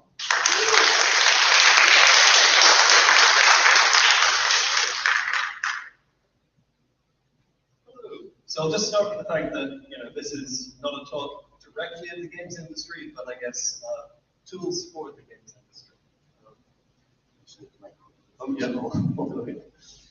So hello, I'm Jack, CTO and co-founder of Recognize. We've been working in immersive media for the past 8 years, creating content for all sorts of brands and clients like BMW, to Save the Children. We're now working on a real-time immersive animation tool called Animate, which I'm going to show you at the end. I want to talk to you about my journey into working with VR and establishing Recognize in the first place. So I think it'll be relevant to a lot of people wondering what a career trajectory in this space looks like and how it can be very strange and indirect. So I first got excited about the VR space when my brother, who is now product lead on Adobe Aero, brought back an Oculus DK1 for Christmas in 2013. I was blown away by the feeling of being transported to another world and the narrative potential that that provided. I was working as a tech supervisor in TV in London at the time, but I was keen to see if I could find a way to make my own content for this very strange new medium. The only problem was I couldn't code, and I wasn't very good at using Blender, so I didn't know where I would fit in. But I saw some early 360 video tours, and then I saw 3D 360 camera online, and I thought to myself, this was my way in. So, using my super basic Blender skills, I managed to make a replica virtual GoPro camera rig and render out some shots of a 3D scene. Then attempted to stitch them together in one type of video, view them on my iPhone using Google Cardboard. So this was all free at the time, and it worked. So I now knew the pipeline of how to bring them into the real world and start doing it for live action 360 3D VR production. So I got my own TK2 and started looking around the space creatively, playing games like Half-Life 2 and much more terrifying Alien Isolation, and used that device to start creating and looking at my own content. Then, thanks to an initial grant from Northern Ireland Screen, I was able to move back to Northern Ireland and make an initial slate of 3 short films. My co-founder and father, Phil, and our first senior generalist, David Cosgrove. I got good feedback, but I was personally not very happy with the films I made. I went back to work in TV for a bit, but suddenly landed a big meeting around my VR work. I rapidly cut the work I had done into a showreel that was actually something I was quite happy with. This gave me the confidence to pursue VR full time.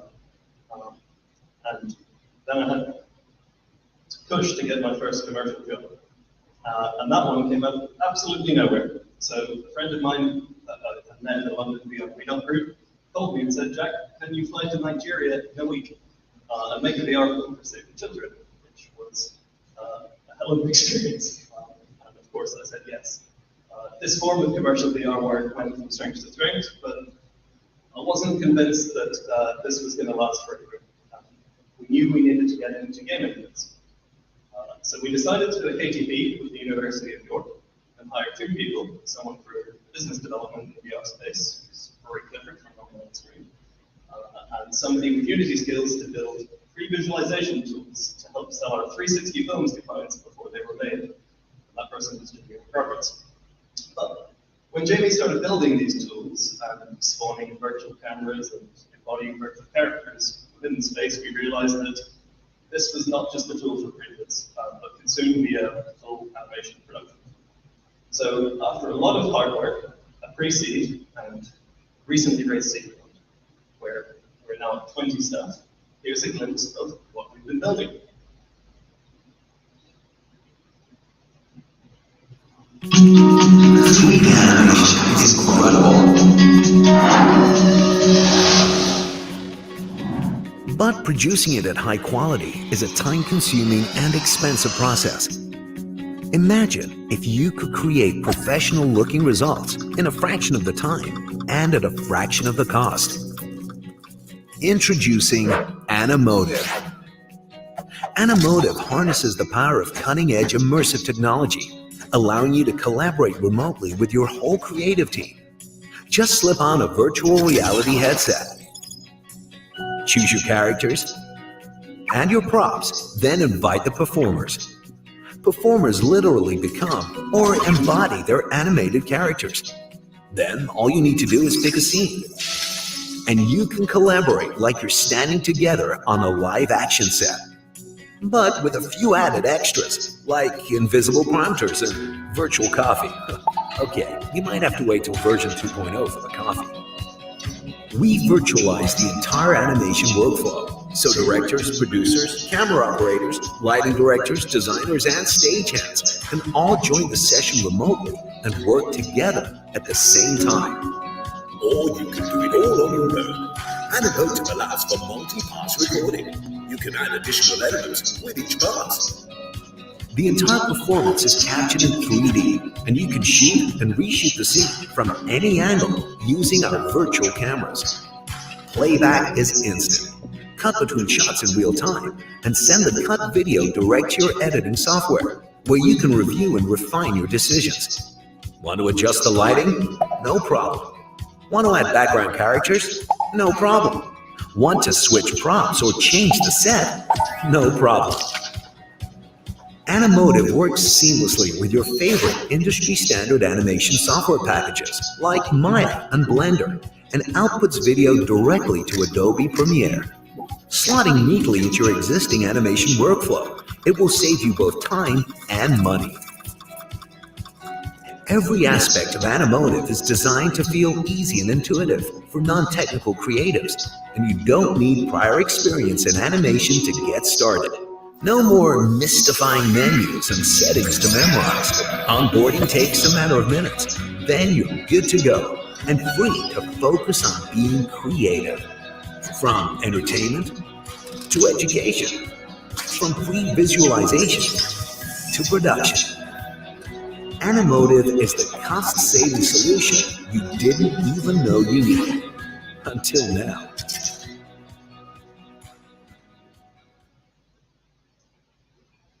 So that was a video we designed to really target the TV production companies, but we also go out to back into the game and things like Unity or Unreal. So if you want to do fast turnaround character animation with multiple performers, I think it's a tool you'll be interested in. So we've been obsessive about making this tool so that anyone can use it to help democratize motion capture, so that artists, technicians, young adults, and even the technically illiterate can work together wherever they are in the world. People often tend to think of TV and filmmaking and game development as separate industries, but we're seeing more and more convergence towards a broader creative economy where the lines are blurred. Having a mix of creative skills and interests is going to be at the heart of the future creative industry. So if you're interested in what I'm talking about, please sign up for the beta at animotive.com.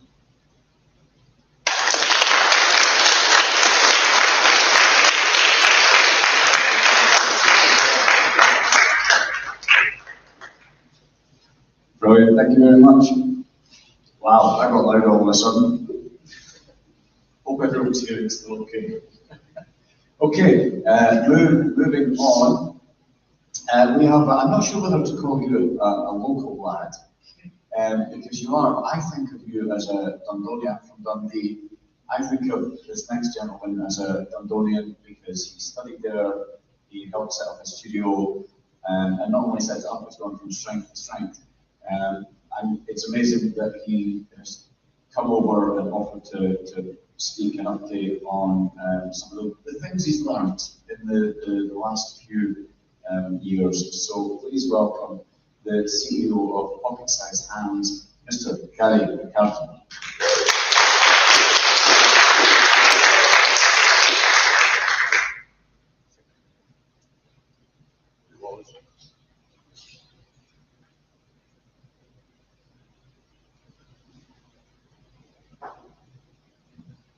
Spoilers. No, you can't see it, never mind.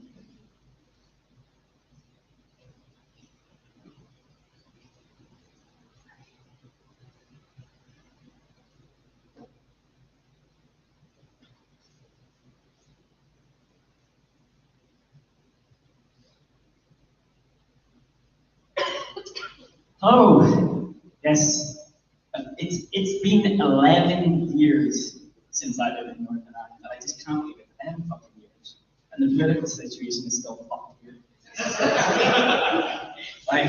And honestly, my job now for the next 10 minutes is not to end up as a news story of the Stephen Nolan show tomorrow.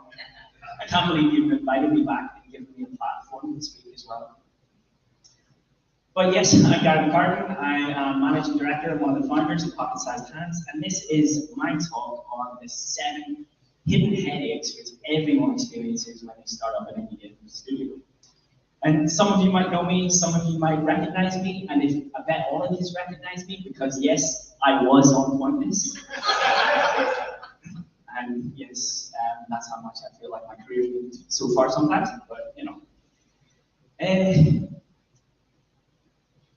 With starting a studio, like there's so many things we do wrong, there's so many things we do right. And one of the biggest headaches that we definitely had was taking on projects that don't match the vision of what you're trying to do. Before we get into the sort of technical details of what I actually mean by that, just let me explain some of it a bit more, because a lot of people have a good grasp on this so far, but it's just about getting your vision right. And for us, our long-term vision is to make really cool games, right? That's it. Like, we just want to work on really cool games. We want to work with other people that allows us to make really cool games as well. And we split this into our 3 stages, right? We've got our long-term vision, we've got our yearly vision, and then our monthly vision as well. And in the order of importance, it goes from bottom to top. You know, if your monthly vision's off track, you will achieve your yearly vision. If your yearly vision's off track, you won't achieve that long term. And for us, breaking it down, that looks something like this. You know, we wanted to find some work, and that was the first goal that we wanted in our first year. We set ourselves up as a company to be able to go out and get that work. You know, we wanted to be able to employ everyone full time on the team. In our 3rd year, we did a lot of educational games, we wanted to move into more traditional games as well. And then we want to get console experience as well. So reaching out to teams to do co-development so we could get that experience. And then now in our 5th year, building up relationships with different publishers. And our monthly vision is the same for every single studio, and that is to pay everyone. You know, we need to pay people. If we don't pay people, they're not going to exist tomorrow. We're not going to go on. So, you know, everything's pretty straightforward here. You know, it's not. I just got to make my speaker a bit bigger. You know, it's a lot of this might all be a little bit common sense, but so, you know, so what does this look like in the real world? You know, how have we done this? You know, stress-free. So this is our condensed journey. You know, we want to work on really cool projects, and you know, one of the projects that we did work on last year was Oddworld Soulstorm, and for us, that is amazing, right? That's a game I grew up playing, and I love, and to be able to say that I helped out on that, it's just fantastic, right? And that condensed journey to get there, to work on something like Oddworld Soulstorm, was only 5 projects. We only did 5 projects to get to Oddworld Soulstorm. Our first game, Hypothalamus Hunt, was a game we made with St Andrews University. We only did it for $5 grand. It was crazy. Drive Invasion was the project that allowed us to hire everyone and employ everyone. Dish Life was the first real full game that we made ourselves over the course of 8 months with Cambridge University. Then we did co-dev with Tag to get that console experience, started working on Pocket Mortys with them. And then eventually it just led on to Oddworld Soulstorm, you know, and that's it. Like, we literally just did 5 projects. We needed 5 projects to get to Oddworld Soulstorm. But of course, like, 5 projects isn't the real amount of projects that we worked on. And does anyone want to guess how many we did? It was 35 projects in the last 5 years that we had a part in. You know, imagine the production nightmares. Imagine the headaches. Imagine the sleepless nights and some of the stress that we were putting on ourselves.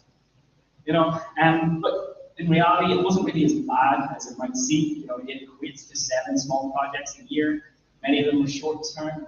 Essentially, we, at times in our very early stages, we were acting as freelancers, but all within our own company. So while we were kept busy, it just wasn't as bad as it seems. But you know, looking back at that perfect journey, if we had to do it again, could we have gotten away with just doing these 5 projects? Maybe, maybe not. You know, how much less stress would it have caused? You know, and you know, when we talk about our journey publicly, you know, that's the journey you see. You don't see everything else, the slog, the hard work that we had to go through to get to this stage as well. And you know, in reality, looking back, you know, did we have to do those projects? You know, definitely not, but some of them we definitely did have to do. But what we could have done as well is that we could have said no a lot more. To not just projects, but the clients. You know, sometimes we just got carried away with easy money, again, with projects that just didn't match our vision. It helped us expand fast, but it was stressful, and you know, in terms of that long-term vision, some of those projects just didn't fit. So I think we'll practice, and I think, you know, just to make sure we all understand what it means just to say no. I think, wasn't it, Stephen, you said outsiders were going to pay for the after party? He's always saying no. Thank you. So, well, you know Stephen Hayden, he's awesome. So, one of the other headaches that we did was not getting consultants in soon enough. You know, we were a small team with little experience. We were growing, and we were growing pretty fast, and we were doing a lot of that on our own shoulders. And you know, with consultants, like I always like to think of consultants versus mentors. You know, mentors are free and consultants are paid. Let's look at some of the benefits of both of them and some of the hindrances. So, you know, people love helping and people love helping for free. Like everyone is willing to give you some of their time, but they might not have a lot of time and they can't just invest in you whenever you need it as well. And they only really get a snapshot of what you do. They don't get to dive deep into the roots of your company and discover what some of the problems you might be facing are. And sometimes the people that have that snapshot will get a different idea of what vision you should be going for. And you know, sometimes they can tell you what they think they want you to hear. It's their story, it's not yours. And everyone loves to give unsolicited advice, you know. So sometimes it's worth thinking about what advice you should take and what advice you shouldn't take as well. But with a consultant, you know, they're working for you. You know, it's like they will do work for you. It's great. You can just give them a little ball of stress and it will go away. It's fantastic. You know, and eventually it pays for themselves. You know, if the consultant is doing a good job, you're going to grow as a team. You're going to go from strength to strength. You're going to see that as one of the business owners, and you're going to keep hiring them, and they'll come back because it's a win-win, right? You're paying them, you get that transactional relationship of their experience and their skills coming into your company that you can learn from. But they do need to be the right fit for your company, and it can be really hard to find a good consultant who is going to be perfect for you. So another headache, and this is something that we thought we had done to a T, but it was understanding what the client wants. So I think this is a video, but I don't think it'll play. But we did a museum piece, and it was from Puppy Scotland. It was essentially you went into the factory, you explored the factory, you could learn a little bit about everything that they did in there, and it was a nice little audio-visual thing. But where was I going with it? It was a VR experience, right? And with the client, we, like from the very start, we were like, you know, what platform did this need to be on? How are you going to deliver it? And they were like, just needs to be a PC VR experience, and we're just going to deliver it in-house, right? It's going to be fine. And with that was great. Like we went and we knew, okay, this has to be a PC VR experience. We're going to just develop it for high-end hardware. We're not going to worry anything about optimization. We're just going to make it look great. It's such a short period of time. You don't have to think about optimization. And we came back at the end of the project, and they were like, this is amazing. This is great. This is an amazing PC VR experience that you've developed for us. Can you get it to work in the Oculus Go? And my face went like this. My face has disappeared.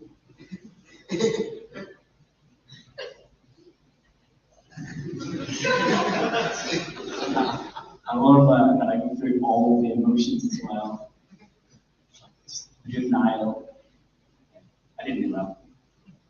But it was actually really cool. We spent 2 weeks trying to figure out this problem. We were like, no way we can do this. So we just like did a load of like some of the Unreal tools where you can automatically reduce all the LEDs and pack all the textures. We did everything to try and get it to work within using tools, but it just wasn't working out. So what we actually did was because the Oculus Go is a VR headset that doesn't have 6 degrees of freedom, what we did was we took 360-degree images of where each eye is, and then we rendered each of those images to one eye each.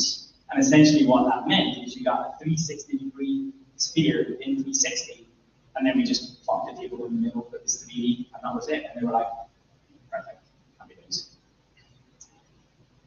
But one of the other things that is, you know, every small company starts out with, and you know, not just small companies, every company struggles with from time to time, is just cash flow. And I'm going to give you the one bit of advice that I think is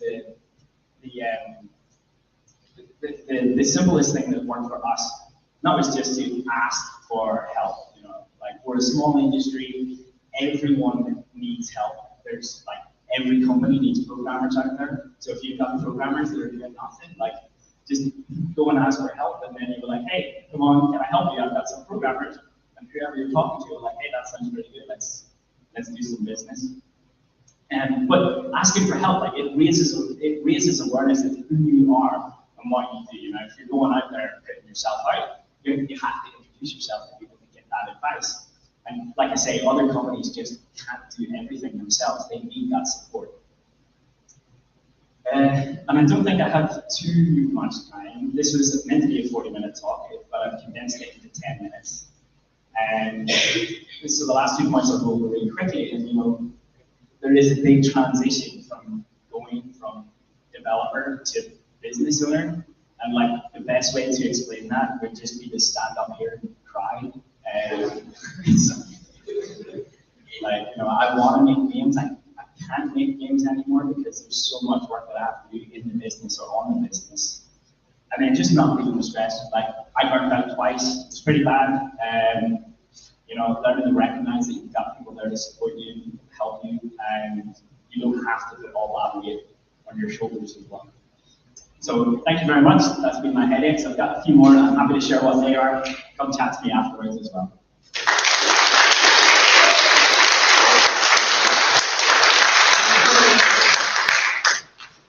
Brilliant. Thank you very much, Gary. Okay, we will take our final break of the evening, I'm afraid. So do catch up with Gary, do catch up with Jack, but also our other speakers. This is going to be one of your last opportunities. We still have Shannon from Tencent over there. We still have Joshua from Secret Mode. I'm struggling to see everyone. Who else do we have? Anna from BFI. I think there's still some other speakers kicking around as well. Other people have had to run for flights. So make the most of these folks while they're here. We will be back in half an hour for our keynote speaker. See you then.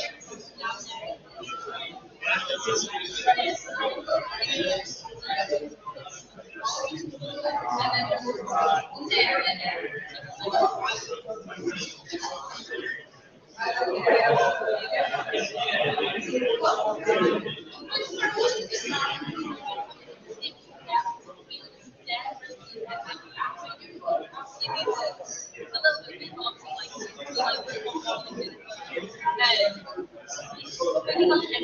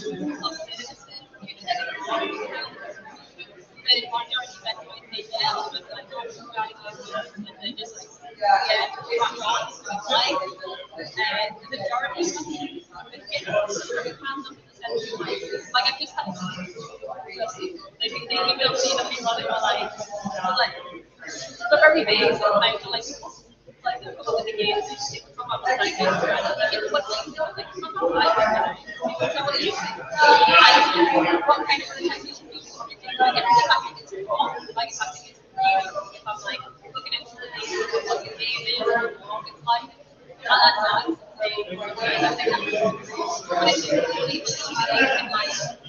help me drive on it and that. And I'm like, y'all don't do that. The same thing with creative vision as well. My job's not to change the creative vision, my job's to change the creative vision. And then like, so that when I come to like, they're like, okay, that's not what that is. It's like, I'm just like, and it's a slightly harder than activity just because they're trying to try, so they don't understand the process sometimes. So like, we have a lot of our students in like act like they're friends.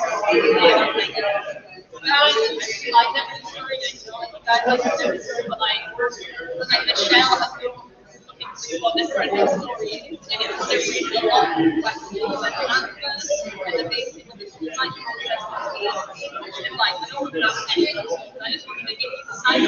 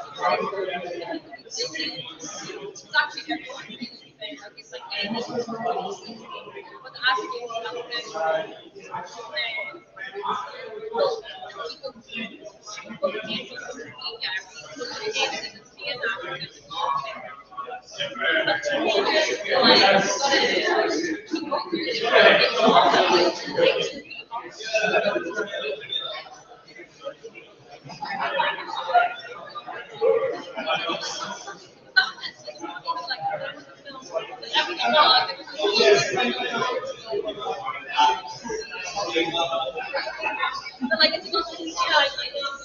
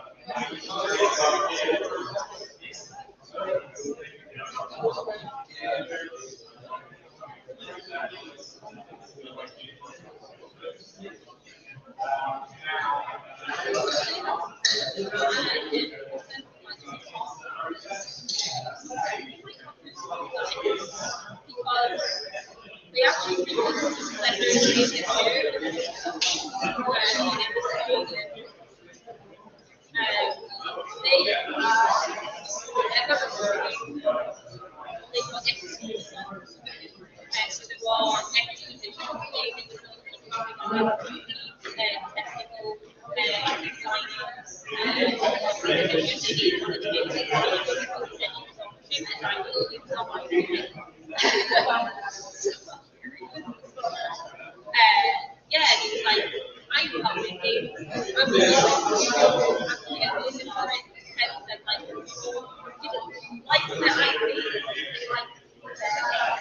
They were like, we have a gap, you know, test them. We want to make a game like doing extension. You have the talent to. It might almost feel like, you know, it's not really like a massive thing. Because that's not the aim from it. Like, the aim wasn't so much, it's not really like an explosion. It was a set up to learn how to use an experience. And like, I took a lot of stuff to if you didn't start considering grade, that actually like aesthetic stuff, like people really want to be, but you don't need to learn the skills to get there. It'll take a few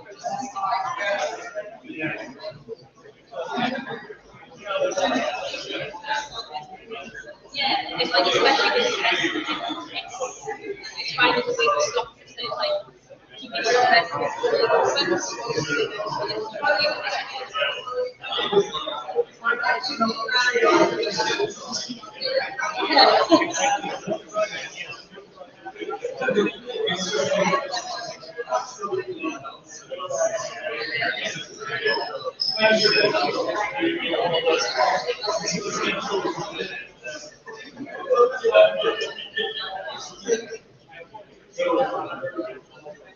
Yeah, and the game is smaller, like I like one day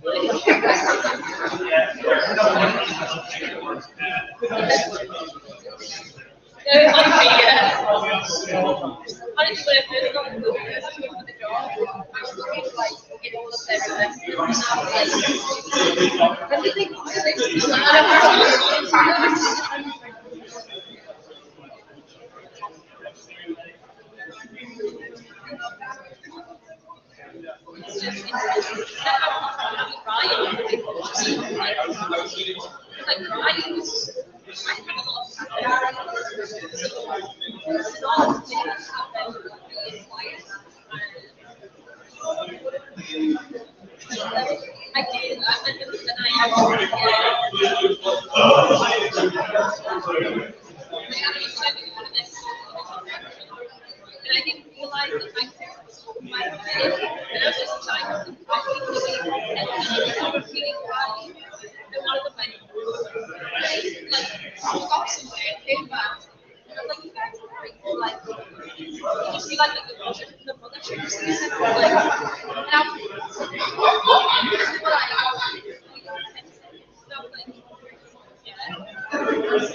and they were like, we're all quite right, and I'm like, I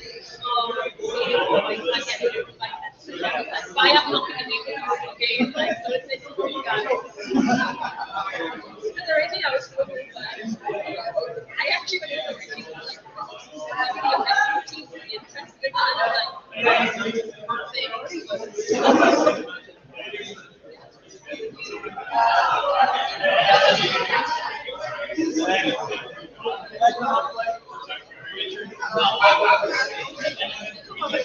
There we go.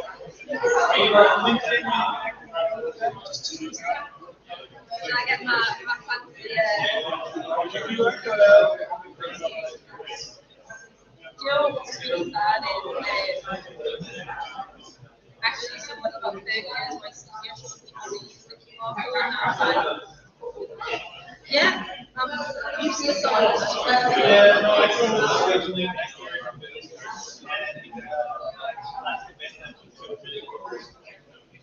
I do have business cards. They're in my bag in my house. Because I forget that they exist. Dara,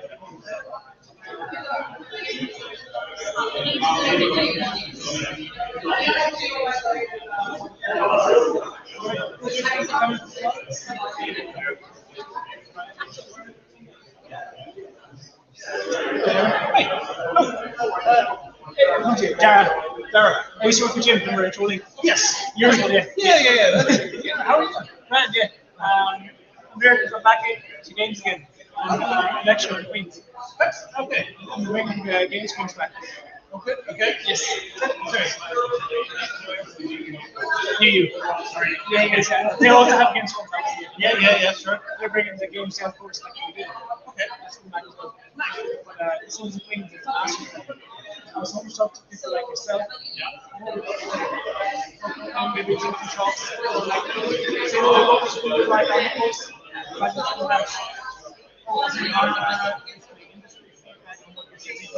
Yes, essentially, yeah. I know some bits, like there were some people, like, I don't know enough. I would say you're doing that.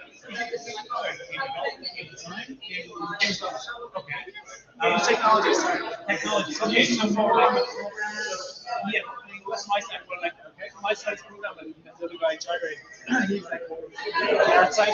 Okay, so more just for games, we're into for like virtual production, architecture, simulation, engineering stuff, all those technologies. And this games can be used for all that stuff. Okay, it's not just games. Well, I've seen stuff people who are in this space now. Because we're using technologies. Okay, it's 2 PhD and post up things. Like, and some people were like, "Fuck is that? How do you do that?" And like 2 game stuff, they were like, "We don't know what's that." They're using like spreadsheets. MATLAB is advanced as well. You see MATLAB before? It's like MATLAB. Number processing. So same like no. So like essentially, yeah. So like usually on real stuff is like so it would be nice to have you guys here. What do you think of when it's it?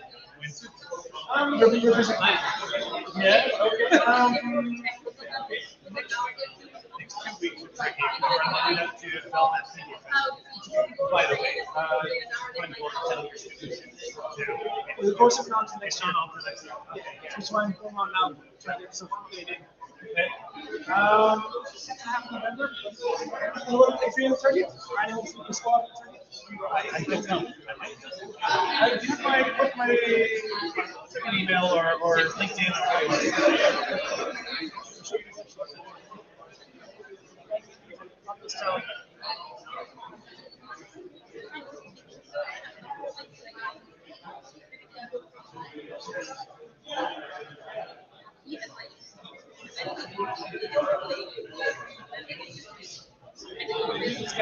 Yep.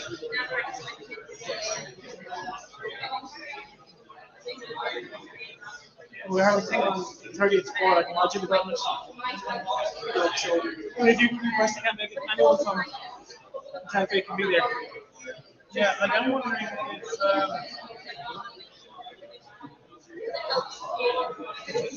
if someone asks me a question, it's just basically good. Very good. Yeah. I won't do this now before. Oh, yeah. So we're doing a 30th, like a 4-hour module development thing. Lectures as well. We've gone through the history there as well, so we have stakeholders on all sides. We're basically not on the module. Okay. In 4 hours. And we talk the year after.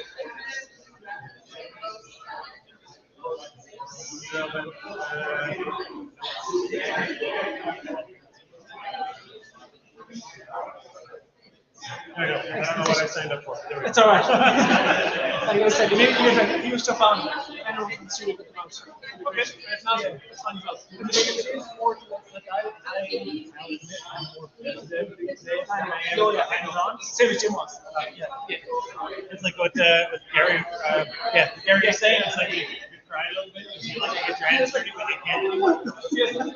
Watching it all happen, he's like, yeah, you do that. I forced myself to do a good job. Yeah, I was not used to it. Yeah, it's like oh, yeah. So, okay, yeah. was it? It was a huge deal, and I'll be able to bring somebody on for this. Right. Dara, right? It is Dara, yeah. Perfect. Okay. And how's still keeping that control? Just Jim. Okay. How's Jim doing? Good. Yeah, he's coming as well. Okay. He's head of XR developers in the tech. Yeah. So we still work on the industry. As you do. Yeah, because you want to couple. Yeah. Yeah. Oh, yeah. And the very thought of it. No, he's good, yeah. Absolutely, yeah. You're around this now, since I left.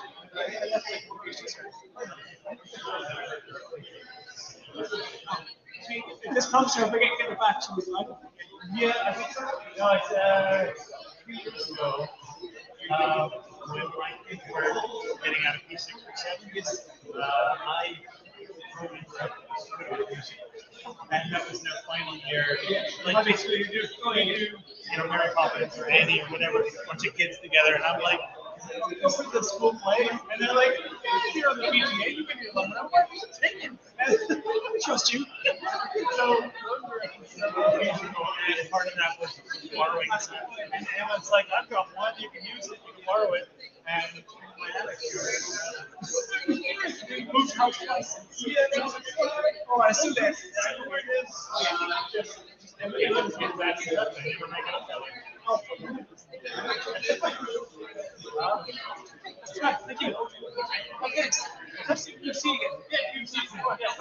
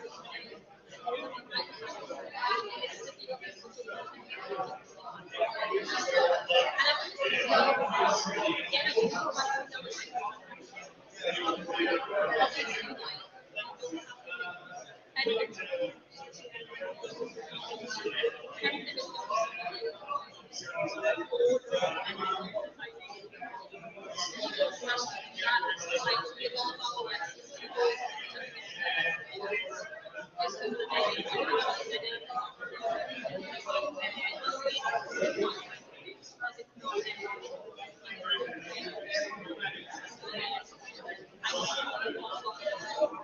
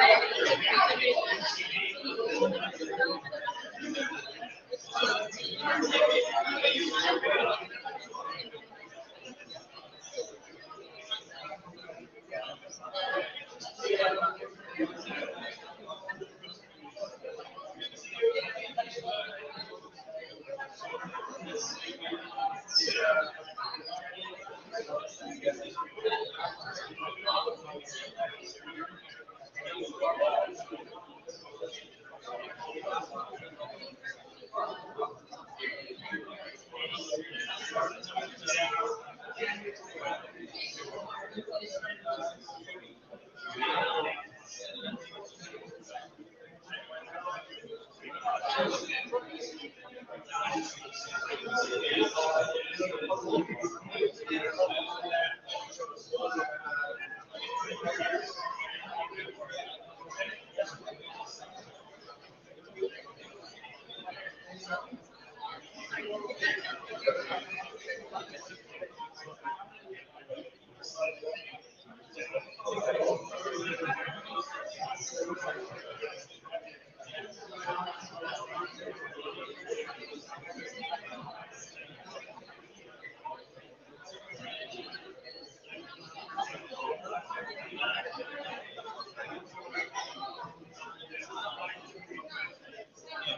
know what I should have done?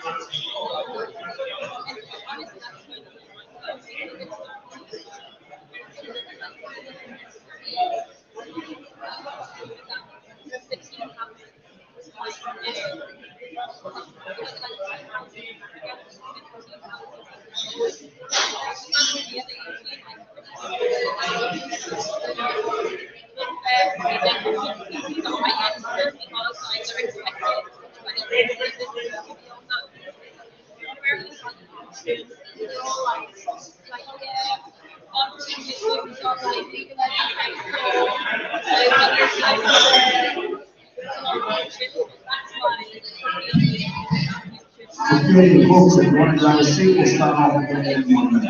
Grab a seat.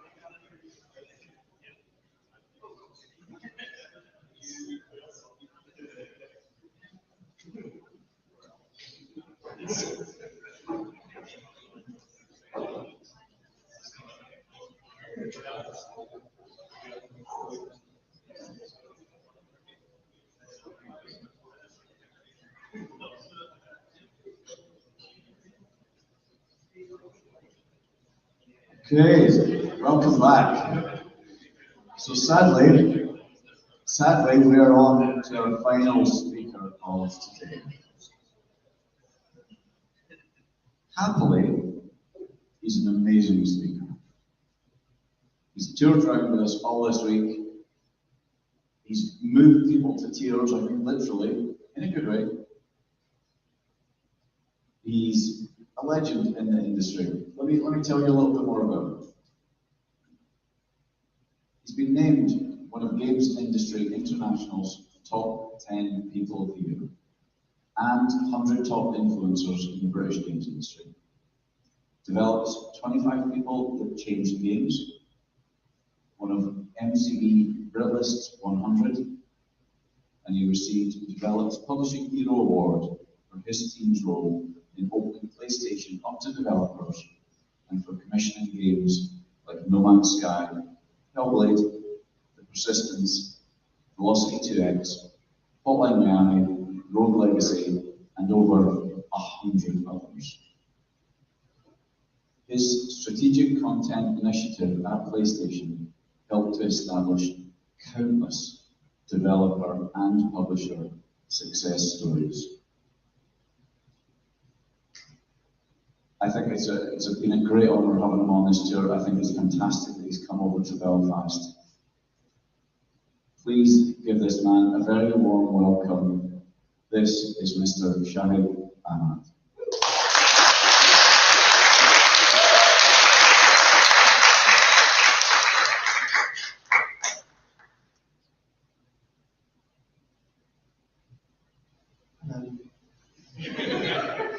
That side's a little empty. And someone in the back, if you're not too introverted, move up a bit, let's make it a bit cozier, please. Lovely, lovely. Thank you so much. I've got this bright light in my eyes, I can't see this. The room could be empty anyway, I don't know. This is my first time in Belfast. I'm 56. So that's quite a thing. I was born in London. And I heard, as you can imagine, growing up in London on TV, the Belfast accent quite a lot. And it's one of my favourite accents in the world. Someone say now, please. Right, so if you speak to your kids, right, in a London accent, it's like, come here now. It's like, oh, what's the kid going to do? Saying the Belfast accent. Come here now. What's the kid going to do? Anything you say. It's beautiful. It's both mellifluous and domineering. Right? You can make it sound how you want. You can't do that blunt. All right. Not quite the same impact. But there's, you can use menace with the Belfast accent in a way that you just can't with a London accent. I've always loved that. So thank you very much for welcoming me here. And thank you very much, Rory, who I believe is somewhere in the room. It seems like you've done astonishing work here. I'm so happy. Anytime anyone does anything that helps developers, makes my heart sing. Colin too, I mean, Colin's worked miracles, year in, year out. Incredible amount of work to do. I know from personal experience what this kind of effort takes, but I also know how rewarding it feels. And I want to thank you all for staying this late, because let's face it, it's late, right? Friday, we can be doing much more interesting things. Now, you're probably all too young to remember this stuff, right? Ian Dury, late 70s. And the reason I've chosen this slide, which is of course completely inappropriate for a young audience, is because Colin asked me to do an end of the day cheery talk. Sadly, I'm not going to be live. As he's already mentioned, there will be tear-jerking moments, but I'm hoping it will end on something of a heart. So this is a story of three halves, and let's start with the misery of anyone first. Okay? This will have a happy ending.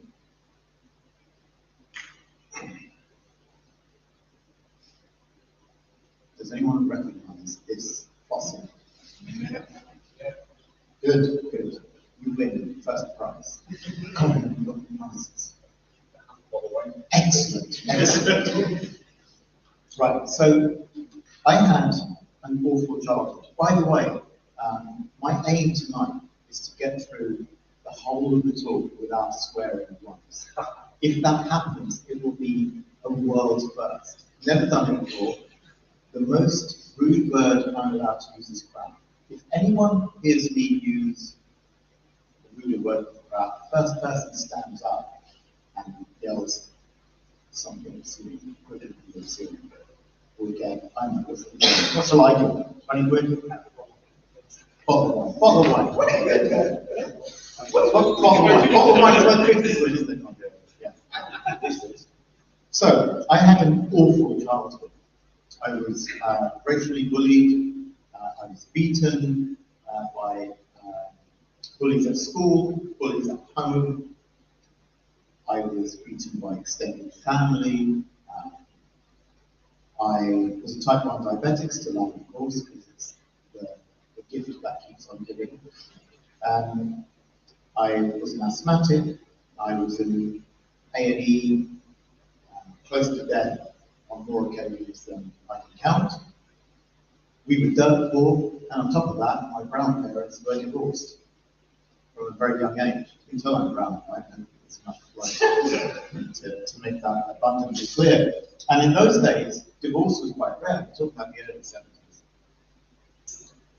But particularly amongst brown folk, right? So that really marked me out as a bullying victim.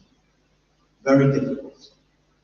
So we've made it clear that I had an absolutely awful childhood, right? I just wanted to die. So it wasn't that I was suicidal, but I just wanted my life, that life, to be over. And that didn't happen until I turned 16. I'm going to keep this part short. My mum, of course, took a credit card out and bought me one of those. Spectrum was an outcome. This kicked the Spectrum's rear end. First challenge overcome. They had star ratings. It was beautiful. And I obsessed over learning this machine inside out. Of course, first I had to play games. And computer board, I had to play games. That's what I did. Played a lot of games. But there was something about this that drew me to learn how these games were made. And the thing that games gave me was they were rock hard. I mean, arcade games back in the 70s and 80s were rock hard. But they were fair. You understood the boundaries, you understood the rules, you understood the challenge, and the rules applied equally to everybody. So, in a world full of racist bullies, where the police themselves are racist bullies as well, I guess not much has changed in that respect. Some parts of the country, anyway. Metropolitan police, is that swearing? That doesn't swear, does it? And the overriding feeling I had was that video games were fair. And when I started to learn how to code, I realized that no matter how many times my awful programs crashed, that it was entirely down to me. It wasn't because I'd been bullied. It wasn't because it wasn't fair. It was entirely, utterly, completely fair, ruthlessly fair. And it would be the same no matter who wrote the program.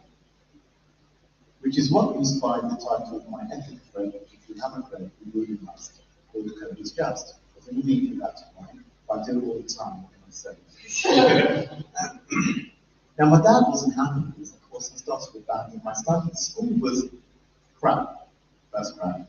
Without crap. School was absolutely crap. Learned nothing there. There were bullies there. The teachers were useless. So I wasn't getting far anyway, so I just started to bunk off and learn how to program. I started to become pretty good at it pretty quickly. But my dad, who of course, remember, was divorced, said I should be focusing on my studies. I wasn't interested. 1982, this is a feature that I'm in episode 3, which will air on 7th of November, 9 p.m. on Channel 4.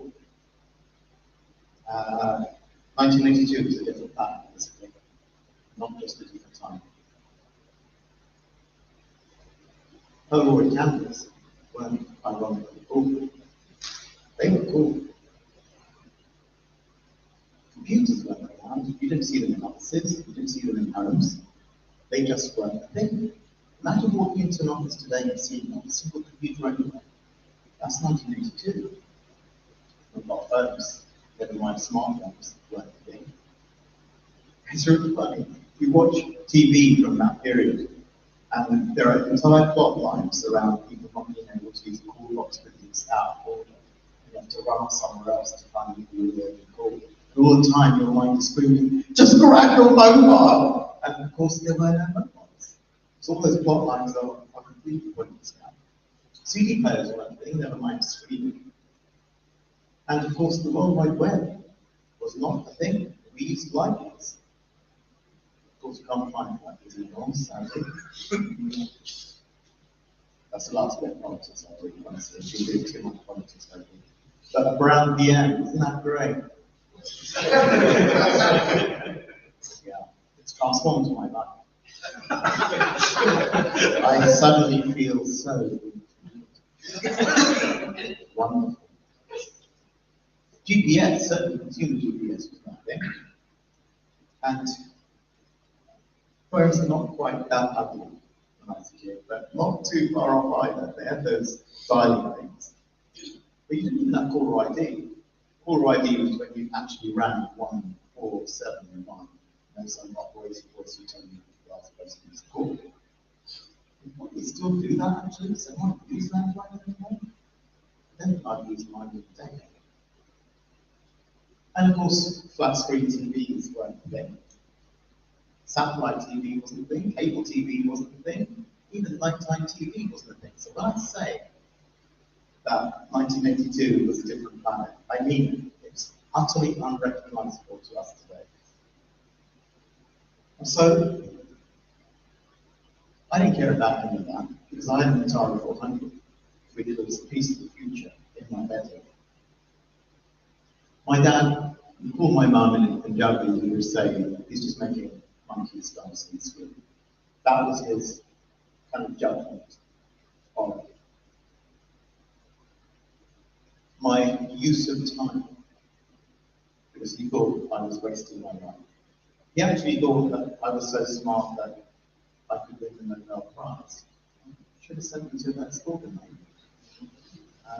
And not have done my development where teachers would spend the entire lesson sitting back, telling you to read from a textbook, and that's your education. So no Nobel Prize for me, no A-levels for me, no degree for me. I'm a completely unstudied, illiterate man. Not literally illiterate, you have to say illiterate, I just did. And the thing is, of course, my dad kind of had a point, because there was no industry, there was no career path.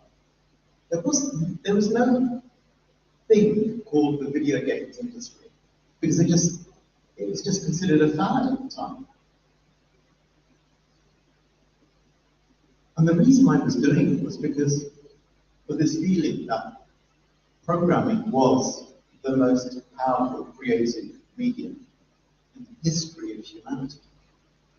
And that finally I found something that I could excel in.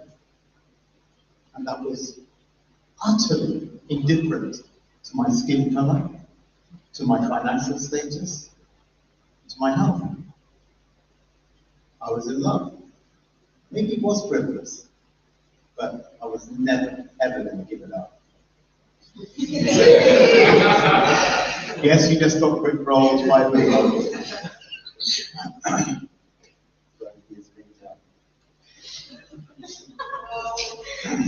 Yeah, I spent too much time on TV. So, 12 years later, we have Donkey Kong Country by Rare, released on the Super Nintendo Entertainment System, and sold over 9 million copies and made over $1/3 billion in revenue. Astonishing. So my dad's thinking, maybe I'm onto something. Because these dancing monkeys are multi-billionaires. But now we have teams, right? Teams are required to create games of complexity in Donkey Kong Country. And once you have games like these entering the popular imagination, and of course we now also have Nintendo 64 coming up, of course a little thing called the PlayStation, I don't know if you've heard of that one back in this past day. I think they're still around. What happens then is that it starts to become the culture. And when something becomes the culture, inevitably it faces attack. There's a pattern to this. Whenever something gets into the popular culture that wasn't put there deliberately, that came as a result of the young, it is attacked. But the problem for us in the industry was that politicians and media figures and all kinds of hangers-on were actually blaming video games for real-world violence. And because we were so inexperienced, because our industry was so young, we didn't know how to respond to that. We didn't have the studies. We had absolutely no idea if what they were saying was true or not. And the industry started to respond by setting up trade organizations to start to look at how video games are affecting people. And we had the beginnings of that kind of organization. But meanwhile, people like me in the industry in the early 90s were asking ourselves, this path that we have chosen, perhaps it's not only just frivolous, perhaps it's also hurting people. And that's a very, very bitter pill to swallow. So let's address that, shall we? Was it hurting people? Is it hurting people?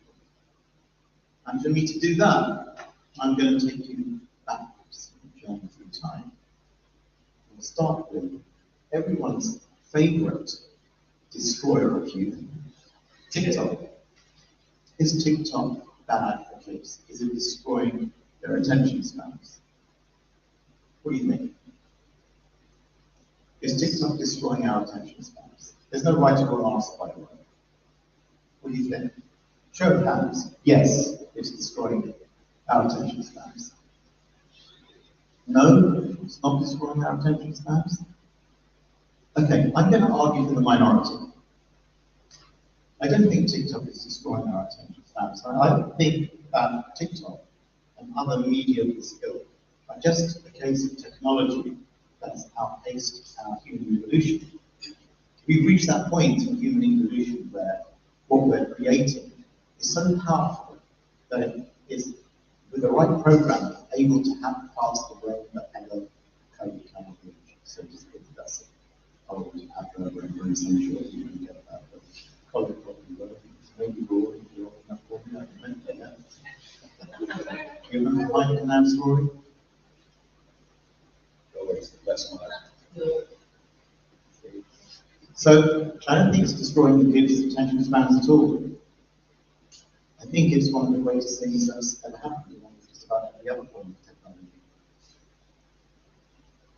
Why? Because you can learn just about anything you want. Why? Because the entire spectrum of human experience, human joy, is shared widely with everyone. I'm not just talking about TikTok. Let's not blame you one thing, because there's a lot of people like this. I mean, as an example, my Steam library, my pile of shame, is enormous. Right? Is that destroying my attention span? No. There's just so much out there. You can't keep up. Yeah, how many books I've got on my Kindle? Over 1,000. Do you think I read 4,000 of those books? No, but when a 99p sale comes up, what can I do? Right? So, it's also, TikTok is also one of the greatest tools ever invented for learning about human attention. So there's a massive worldwide experiment going on, seeing how our attention is used. The reason we are so compelled is because that's how the human brain works. The human brain is evolutionarily trained to seek novelty, to avoid danger and to seek novelty. Novelty, why? Because, hey, that red berry over there might be tasty. That's why berries are red. That's why they evolved that way. That's how they evolved. Right? So that's all it is. We'll get the hang of this eventually, and we'll get past it. And we'll find out how best to use it and how not to destroy our progress in the process. So, although you could argue that in some ways it's fracturing our attention span, no studies have recently proven this, by the way. But any excess stimulus will trigger repeated dopamine release, and eventually your brain will become less sensitive to that dopamine release, and therefore you will require more and more, just like any addiction, if you like. Right? It's not as bad as, say, for example, a drug addiction, but it works in the same way by reducing the brain sensitivity to a given neurotransmitter. God, I'm amazed I managed to say that without stumbling. Going back further to 94, the year of PlayStation, and of course the Donkey Kong Country, we see that the Criminal Justice and Public Order Act of 1994 outlawed the emission of a succession of repetitive beats. Now this is weird, because not only does it sound weird, but here are some whirling dervishes. Now this doesn't sound right. You know, how have I moved from repetitive beats to whirling dervishes? What they're doing is they're whirling very, very fast. Of course, the first thing they do is they learn how to keep their balance while they're doing that. They're trained to learn after while they're really good at it.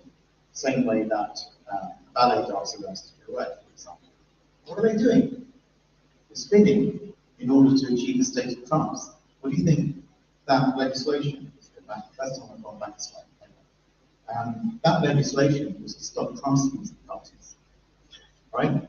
What were people doing there? They were taking illicit chemicals and they were inducing trance states. Trance states are good. I don't have experience of those trance states. I would love to try in 56. My point is, it's about achieving a high state of consciousness. High state of consciousness is related to low anxiety, high feeling of love. Let's use the word love, why not? And it's good for you. What's low consciousness? Violence. Violence is low consciousness. So why? Why does this happen? Very interesting, right? So they're spinning constantly. Why? Because that beat, the rhythm of their spinning for long periods of time will induce a trance state. Now, this is hugely interesting for me. This is a study done on rhythm. How am I taking time, Colin? Yeah? So, this study shows that human beings are programmed for rhythm. They're programmed to respond extremely quickly to rhythm. And it reduces anxiety. How does that happen?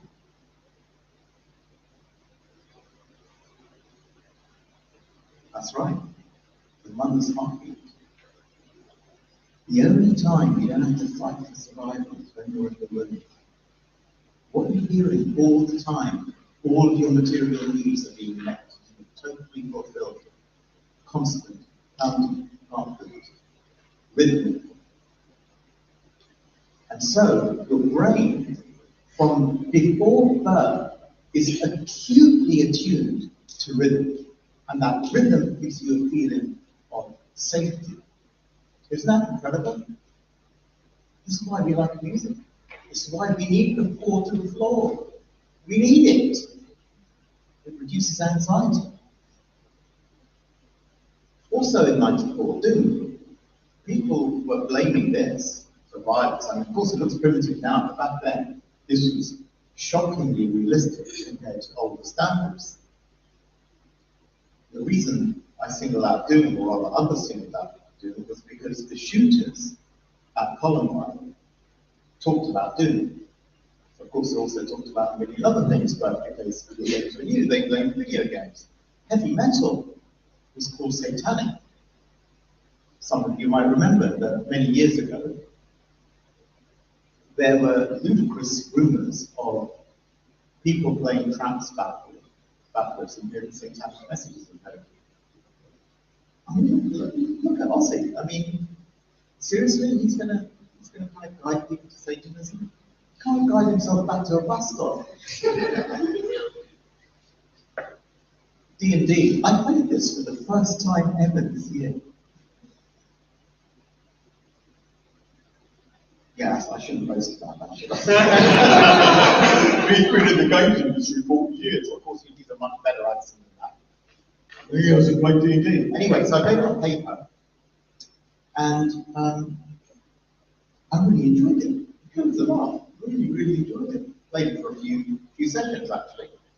The interesting thing is, when this first came out, people said that it was satanic, that it was causing child abuse, and that people who were playing these games were involved in demon worship, and it increased suicidal ideation. Are you kidding me? But yeah, that's what people do. 1976, the Sex Pistols, God Save the Queen, we are the flowers and dustbin. One of the greatest lines ever in any song, in history. And I have to say, it's a crime that this line has been virtually ignored. And the way I read this line is, flowers are for youth. And it's not parents throwing their kids in the dustbin. It's parents throwing their own dreams of what they could have been in the dustbin. That's the beauty of this line. That's the power of this line. So what is that? Maybe the kids are trying to tell us something. Maybe you lot are trying to tell me something. Maybe I should listen. Maybe I've thrown the flowers of my dreams in my dustbin for most of my life, and I should wake up. Don't worry, I'm awake, right? I'll never be that grown up. I'm trying to be today by not swearing. We'll see how long that lasts. The function of youth is to rebel. The very function of youth is to question. Why does it have to be this way? Why do you do it like that? When kids learn to speak, what is their most repetitive query? Why? To try and understand the world. They want to know how we messed it up so badly, how we're not having a good time. It's their function to question. It's their function to provoke. It's their function to rebel. Except the old hates the new. Look at this. Death threats, 1976. This apparently caused people to be violent. Why? Because you've got this pixelated car somewhere. See if you can find it. I haven't found it yet. I've been looking for 40 years. And then there's people and there's something. I don't know. Anyway, apparently this is violence. And then the king himself, apparently, was an absolute disaster for modern society because of his flirtatious movements. What would he have made of come the Now, my point here is to say that moral panics, and there is a term, you can look it up in Wikipedia, called moral panic, have occurred throughout the ages. And they're always about the old being scared of the new, because the old doesn't like things that it doesn't understand, because it threw the flowers of its own imagination and dreams into the dustbin. And so video games are not guilty. In fact, it was always been this way. We didn't start the fire. It's always burning since the world's been turning. See what? I came up with that myself. That's me. Right there, that is. Yeah, believe me. That's there. So we're clear, we're okay. Alright? We are not guilty as charged. So, not only are we not frivolous, we're not causing damage either. Here's a question. If we're not frivolous, we're not causing damage, could we actually be good? COVID-19 changed everything. Now, I'm not a big fan of people saying, this is when X, Y, Z changed forever. Don't know that. It's changed now. It might change again tomorrow, right? So, yeah, well, everything's changed forever all the time anyway. And if you believe in the multiple world hypothesis, multiple universes, then of course nothing's ever the same ever from one quantum moment to the next. But COVID-19 really did change things forever. So I will excuse myself on this one occasion. It's probably worse than swearing, but I'm going to forgive myself if you forgive me too. And one of the things that happened during COVID-19, of course, was you all started to play a lot more games. And you know what's interesting is even the dancers started to play games because they realised there was not much else to do. There's another word there. And it was at this point that we started to ask a really important question about COVID, because we were all so confused. We didn't have a clue what was going on. So we started to ask the question, what does the science say? Why? Because the scientists were the people who we put up there as priests, effectively, right? They were our priestly class. Maybe they had the answers, but nobody else did. Everyone else had very, very different ideas. Some people said wear masks, some people said don't. Some people said quarantine, others said let it rip. Anyway, so we asked this question over and over again.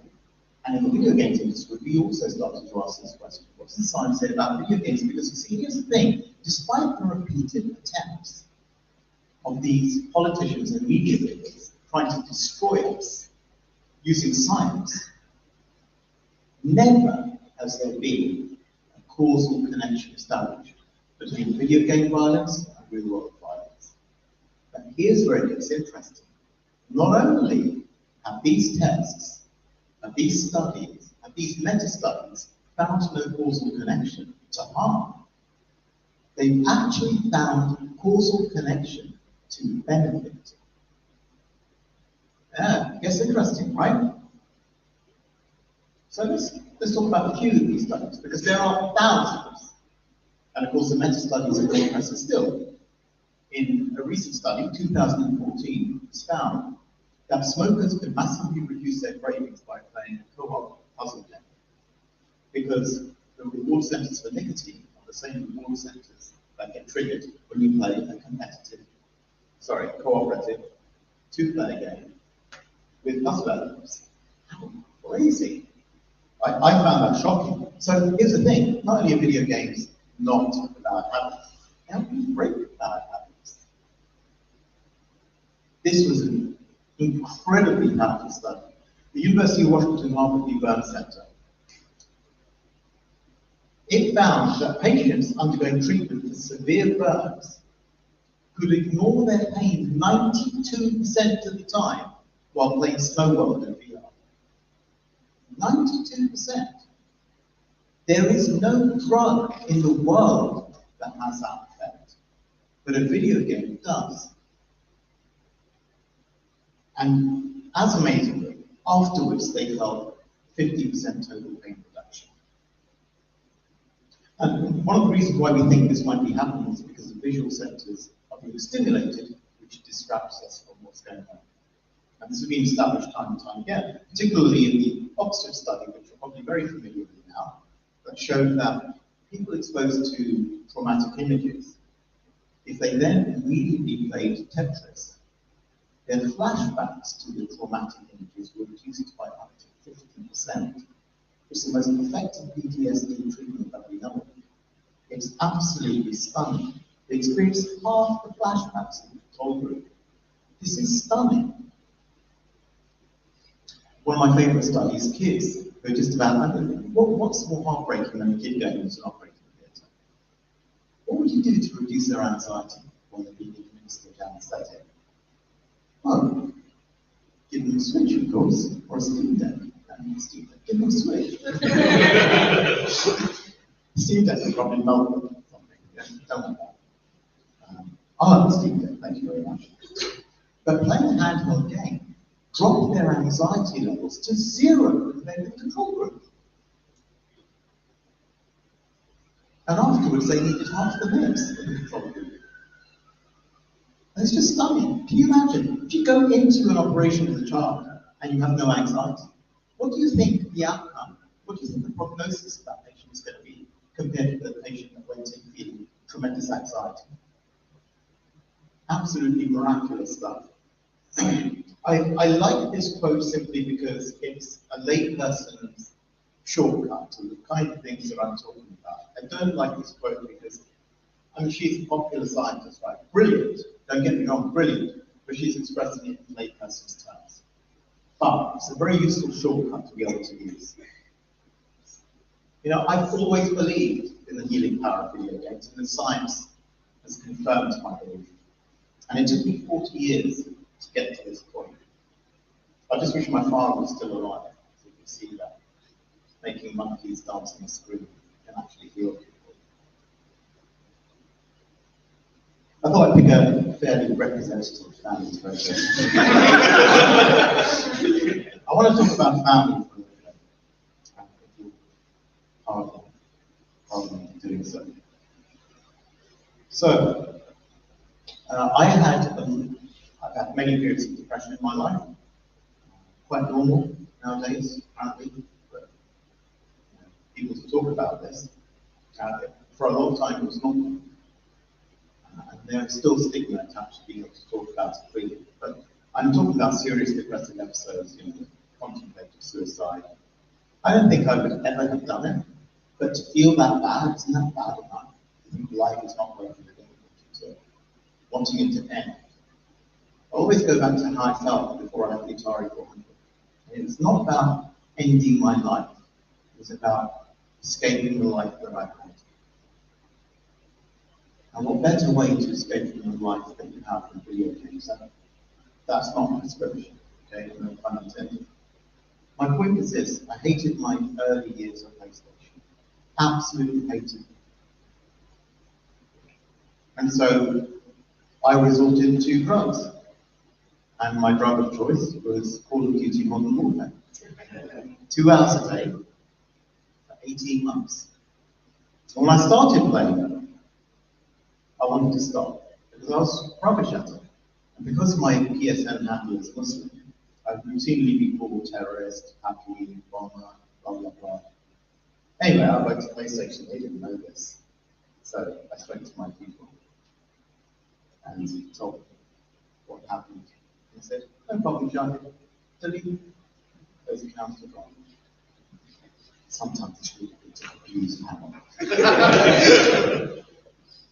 I don't regret it at all. It's absolutely the right thing to do. If it happened to someone else, I would have asked them to do the same. And the team were great at that. There's only so much you can do manually. These systems are very, very hard to police using AI alone. And this is the very early days. Anyway, so I was getting my behind blasted mercilessly, time and time and time again. But I come back to it again and again and again. Multiplayer every day, 2 hours, religiously after work, until I couldn't take it anymore and just went to bed exhausted with depression and defeat.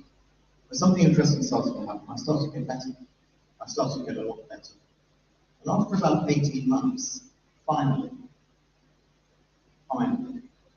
I was amazing. I played multiplayer in the warehouse, and I would kick butt remorselessly. You have no idea how difficult it was for me not to say another word again. But I would batter all comers, especially the racists. They didn't like getting beaten by Muslims in a war game. Nobody does. Except other Muslims, maybe. Anyway, so finally, I'm winning, and I'm winning time and time again in the warehouse. Probably can do it now. And I feel better.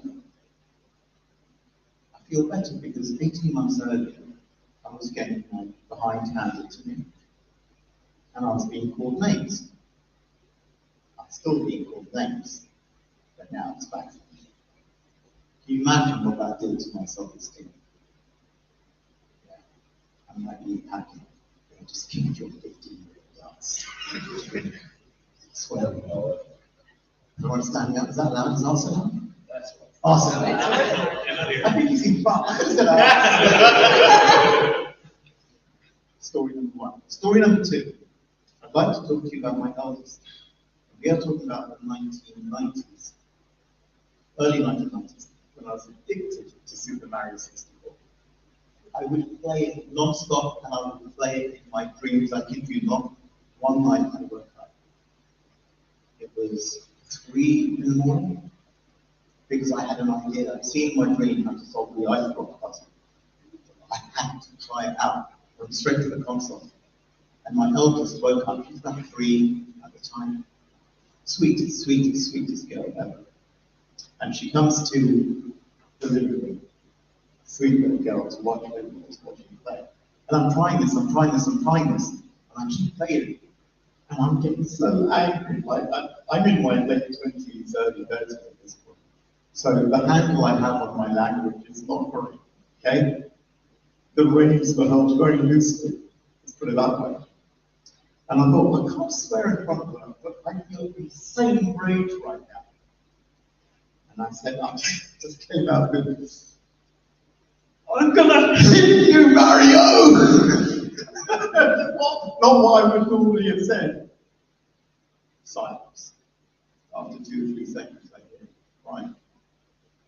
I turn around and look at my eldest. Why are you crying, sweetie pie? I don't want you to hit Mario. The power of video games.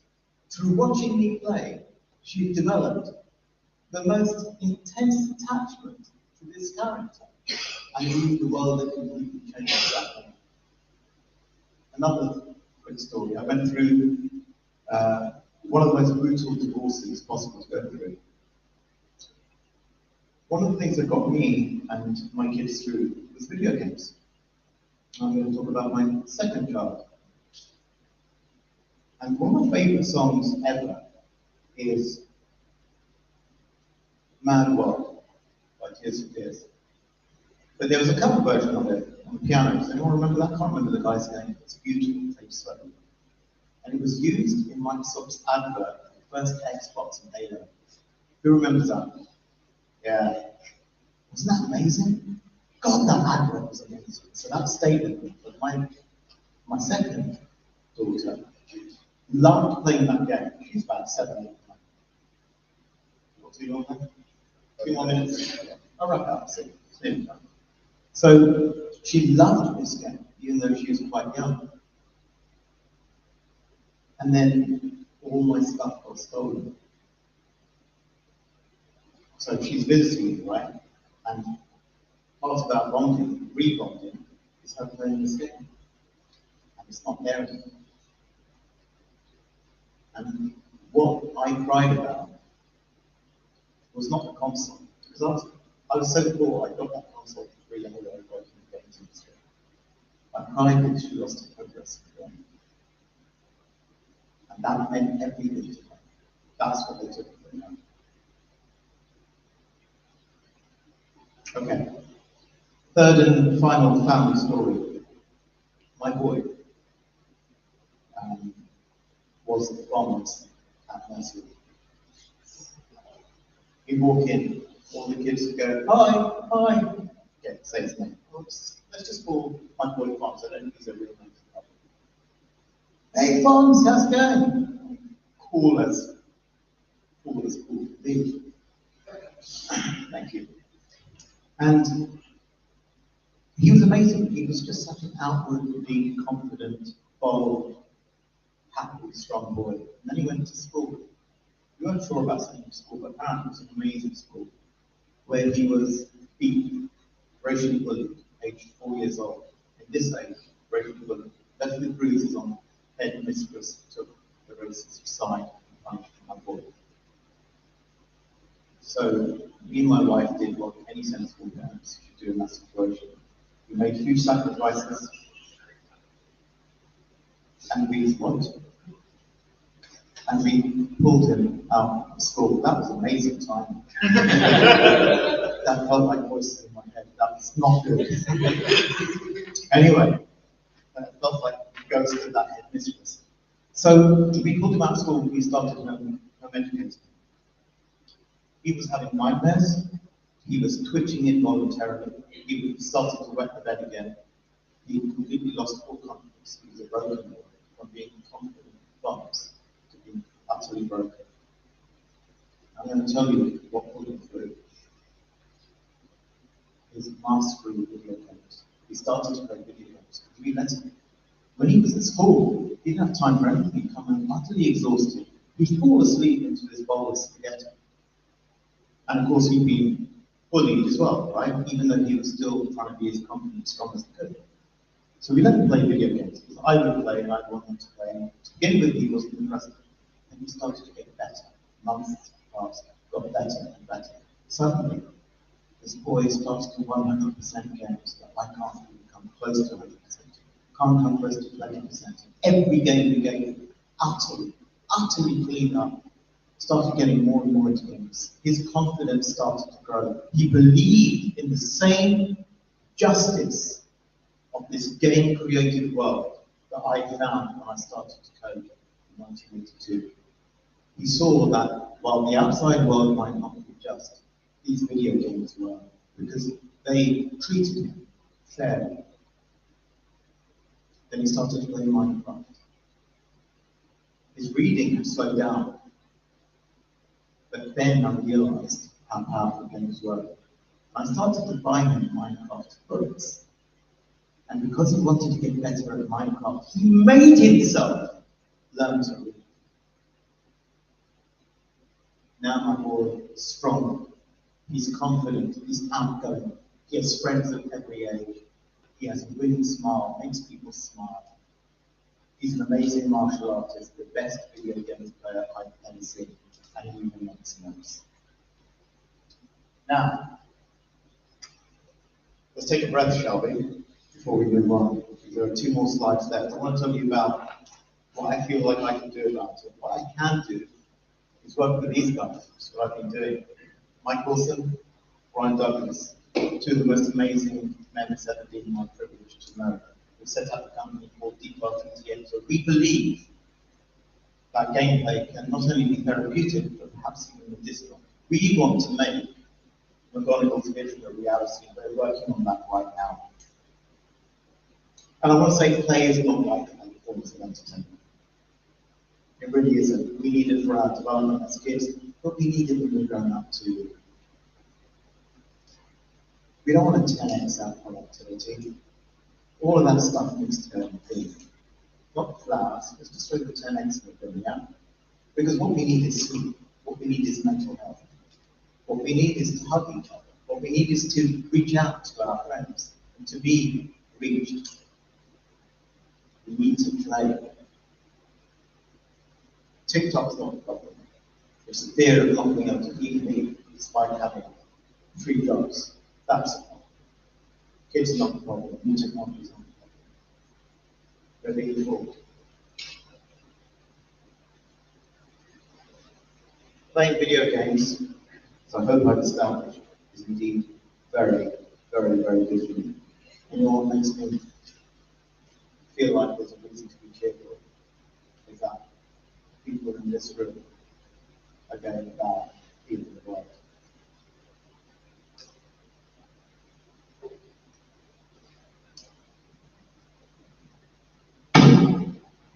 That's my problem.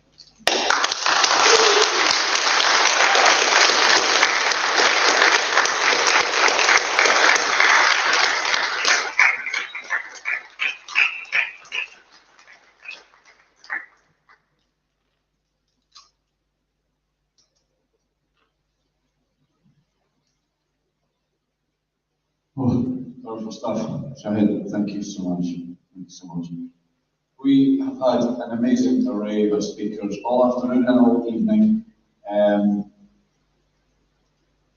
On behalf of them all, I think they've all been amazing. Please give all our speakers from today another big round of applause.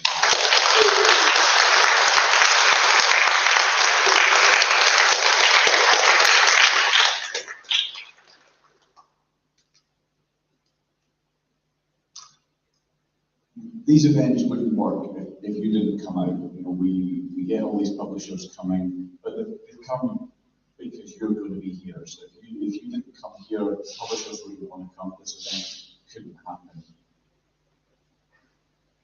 The amount of networking that I saw happen in the break was fantastic. The fact that everyone needed Joel to come back to their seats is always a brilliant sign. It bodes really well for the future of the industry here. So I'm really excited to be back after a couple of years of being away. So I hope I'm back before too long. Just before we finish, I just need to thank all our sponsors again that have made this happen. In particular, Mr. Clifford and Northern Ireland Stream. Thank you so much.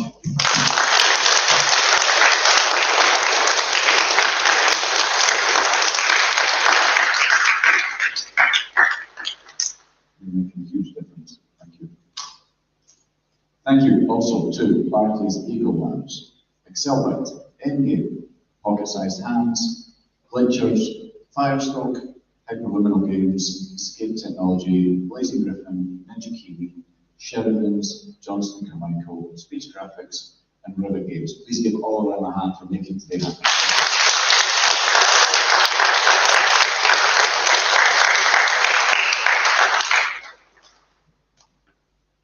And that's us.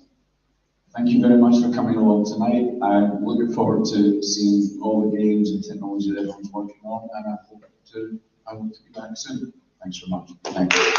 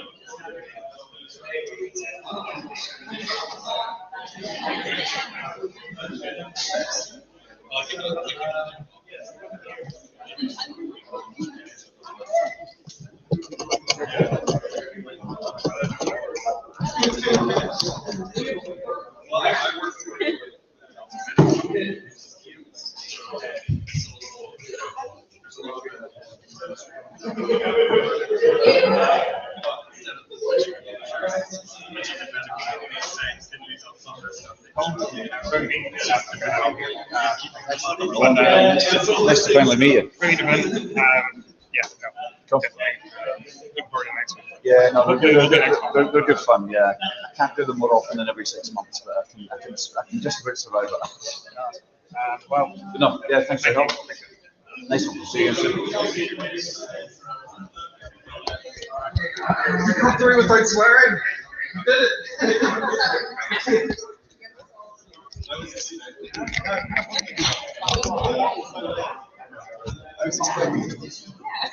did it.